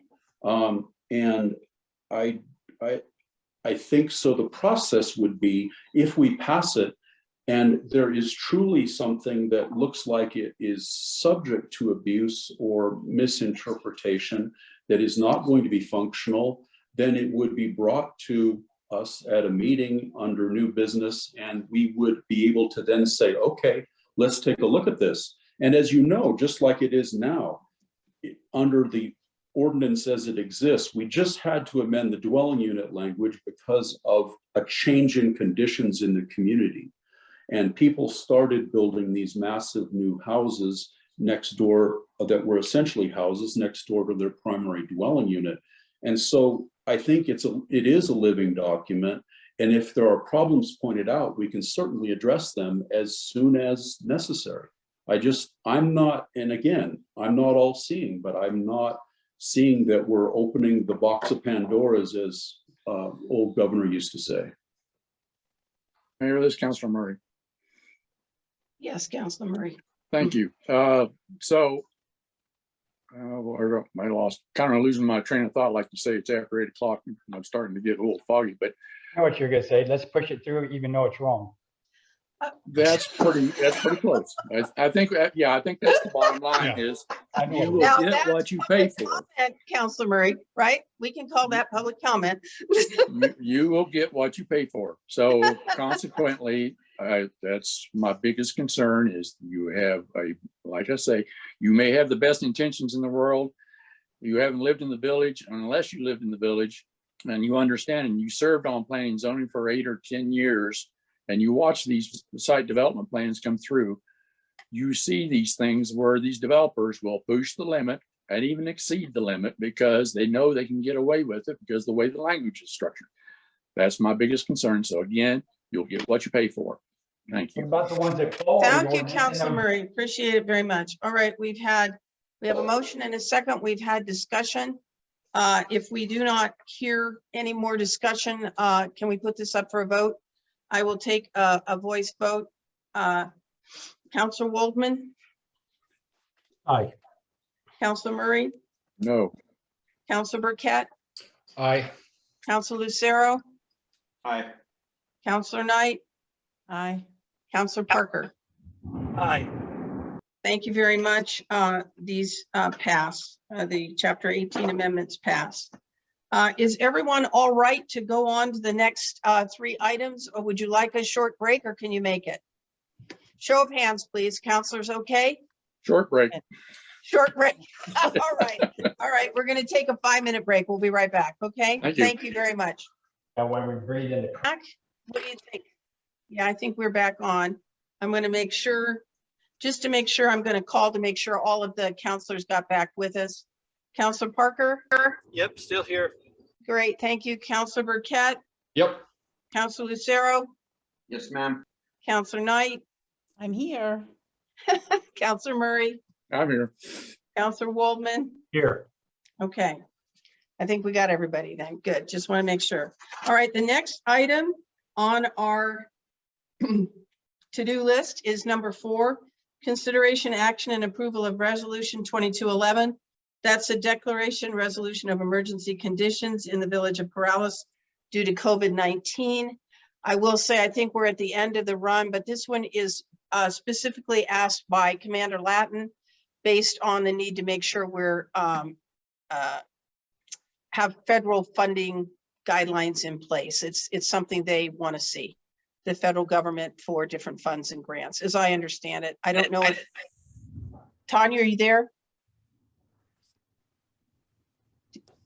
Tanya, thank you. Oh, hello. Sorry, yes, ma'am, I am here. Yes, this emergency declaration, in order to get federal dollars, they do wish that you have an emergency declaration in place. Also, as you said earlier, I've always got my watchful eye out. The federal government did issue it as ongoing. Right now, we can continue to ask for federal funds through the end of June 30th. And also in place for this administration and the next administration, if we do get a surge, to protect the public so we don't have to call an emergency meeting if you guys deem that it's necessary to go back to virtual meetings. Thank you. Thank you. Do I have a motion to approve? So moved. Thank you. I think that was Tyson Parker, and I think Zach had his hand up, so I'll take him as a second. All right, I'm going to take a voice vote there. There's no discussion. Quick question. Sure. So I know we go out to, I think it's the end of May or the 25th day of May. Commander, would you have a problem if we extended that out to the end of June? I mean, just to make it match up with the federal folks? So technically, no. The federal funding is through the end of June. The federal deck has been extended indefinitely. I don't, but I've always been told that it's a 90-day process. Okay. And I didn't want you guys to have to do a special meeting in June. Because your meetings, I think like June 22nd, and the 90 days would end before that. And I wanted to be nice to you guys. All right, never mind. Does that answer your question? Okay, great. So I think we have a motion and a second, and I'm now going to take a voice vote. Councilor Parker? Aye. Councilor Knight? Aye. Councilor Lucero? Aye. Councilor Burkett? Aye. Councilor Murray? Aye. And Councilor Waldman? Aye. Thank you very much. All right, we're going to move on to item number 5, which is consideration, action, and approval of Resolution 2212. This is a resolution in support of an extension of the cooperative agreement D18597, control number L300282 for Loma Larga repaving project. Michael, did you want to explain anything about this item? Yes, Mayor, councilors. Thank you. Because of the scheduling problems we run into, and most of it is because of COVID and the contractor not having enough workers, we're running late on finalizing the project. So I don't want to push it too close. We're looking to finish by June, but if something comes up, then we'll be past our June 30th deadline. So just want to be safe instead of sorry. Thank you. In other words, we don't want to lose the money, right? All right. Do I have a motion to approve? Mayor, I move that we approve Resolution 2212. Thank you, Councilor Murray. Second from Councilor Knight. Any discussion on this item? All right, hearing none, I'm going to take a voice vote. Councilor Lucero? Aye. Councilor Knight? Aye. Councilor Parker? Aye. Councilor Burkett? Aye. Councilor Murray? Aye. Councilor Waldman? Aye. Thank you so much. All right, the last item tonight is a discussion of proposed amendments to the Village of Corrales Ordinance, Chapter 2, Article 2, Section 60, Paragraph D, regarding agendas for meetings. And I wanted to have Randy speak to this. I also wanted to point out that I started doing some research into this and found that there had been some amendments that we did have rules, and then they were probably removed sometime prior to the time I got into office. And I actually agree that we should have a set of rules that everybody agrees for the conduct of business. I do think it would be appropriate for those rules to really be adopted by your new incoming mayor and your new incoming governing body. So from the beginning, everybody is clear on who's who's doing what. And I think that that's a good idea. I do. And so that would be my suggestion as to working on what kinds of amendments there would be to the rules of conduct.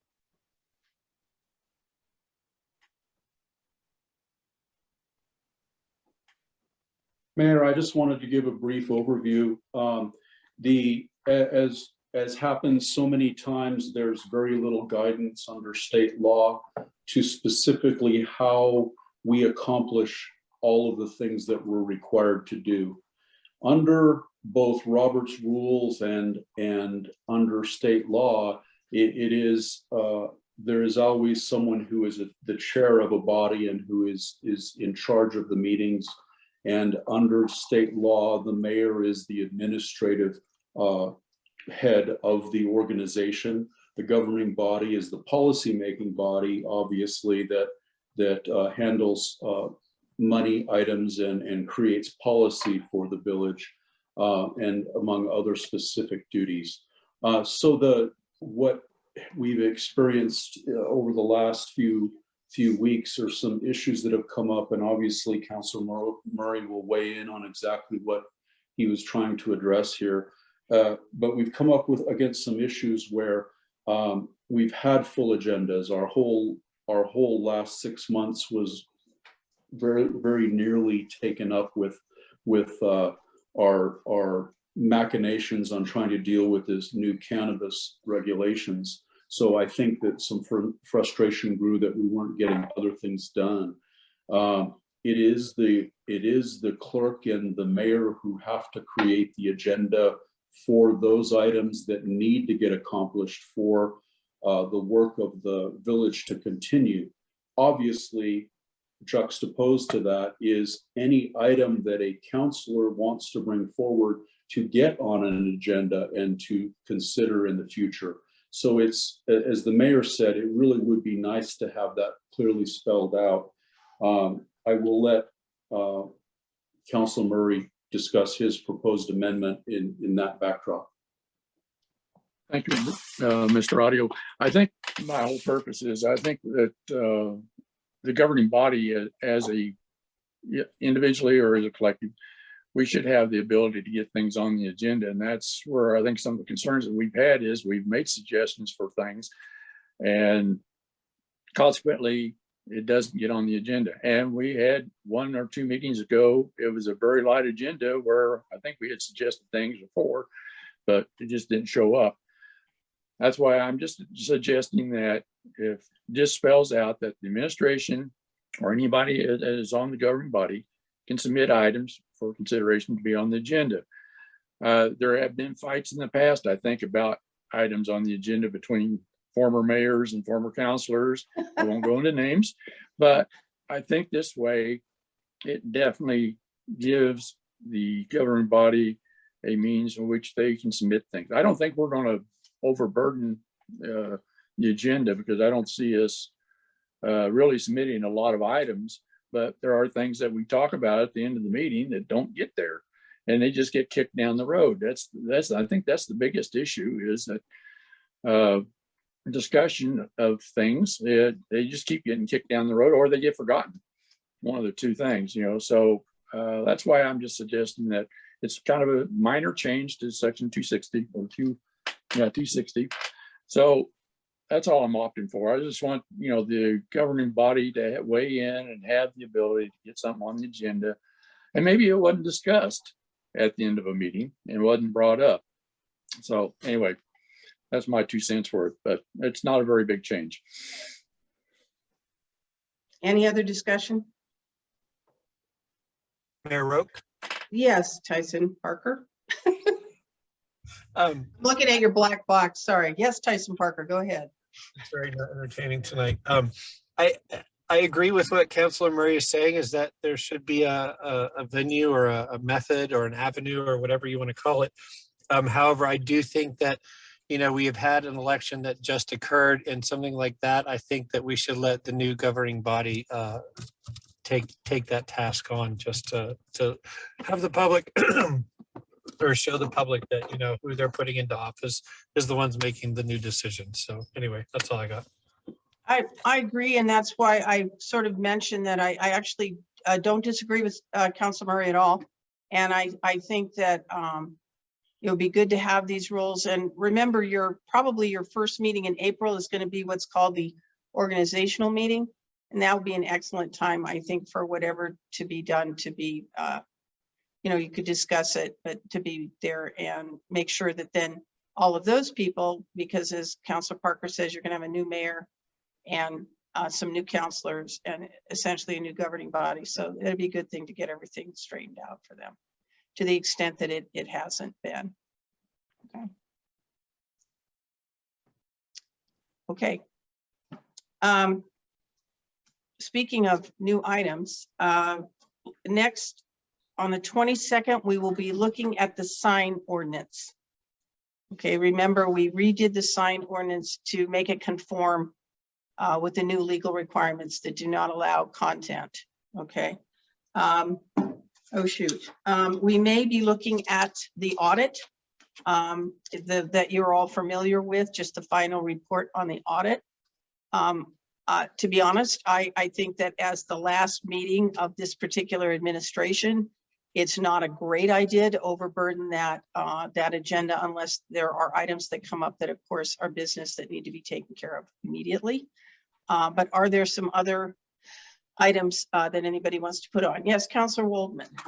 Mayor, you indicated about 2 months ago that we would have a working group meeting just after the election with the newly elected members and the new. Oh, you know what? You're absolutely right. I'm so sorry. It is late at night. I was going to suggest that we have a work study at 5:30 immediately preceding the meeting on the 22nd. And it would be with the mayor-elect and the new counselors and all of the current counselors. And we will have a sort of a work study budget that, thank you. I talked about that today, Councilor Waldman, but clearly without your help, I forgot. So yes, and I think it would be a great, I hope everybody will be able to attend because I think it'll also be an excellent opportunity for like those of you who are leaving office and have somebody new coming in to kind of be able to say hello to them and then to sort of start talking about the budget process, which honestly, when you come into office in April, it just seems like a fire hose. So I thought that it would be a good idea to kind of talk about that. And I think our financial advisors were willing to come and discuss some ideas. I think as a group, we've discussed in the future some potential for making the budget a little forward looking, a little bit money for planning for larger items. So thank you for reminding me, Councilor. Actually, Mayor, you specifically indicated to talk about LGIP, the LGIP funds in Santa Fe. Oh, sure. They will be doing that. Part of that as well. Okay. Yeah. Great. Thank you. Absolutely. You know, there are finance people, so they will definitely be talking about that. Thank you, though, for reminding me. Councilor Murray. Councilor, would you share those rules that you found for our past discussion on the you know, actually, I was on very honestly, I was on the phone with former Mayor Gasteyer, and he mentioned some things that he felt got excluded in some kind of review of Chapter 2 that had to do with making motions and then a majority vote. If we can find those former things. And then also today, Mayor-elect Fahey mentioned some things that apparently were there at one point and then were not there anymore. So that's where I came upon the fact that we had some rules and then we didn't have rules, which may kind of relate to what you were alluding to, which is struggles between, you know, different entities. So if we find them, we'll definitely put them forward. And but I think the honest thing is that the executive does need to, I mean, it's the executive's job to control the agenda and make sure that the business items are taken care of. But it's also true that any legislator or even group has the right to put something on the agenda and it will come up at a future meeting. So I agree with all of that. I just think that if for the next group there's some stated rules. You're always better off with those than without them. So less conflict. Anybody else have any other items for next meeting? All right, well, if there are none, I would take a motion to adjourn. So moved. Oh, I thought you guys just wanted to stay hanging on all night. Okay, there's a motion to adjourn. All in favor? Aye. Aye. Thank you. Thank you very much. Hi, guys. Thank you, everyone, for your patience. Appreciate it. Well, thank you for joining us, Tyson. I hope you got there. Not everyone, thank you. Good night, everyone.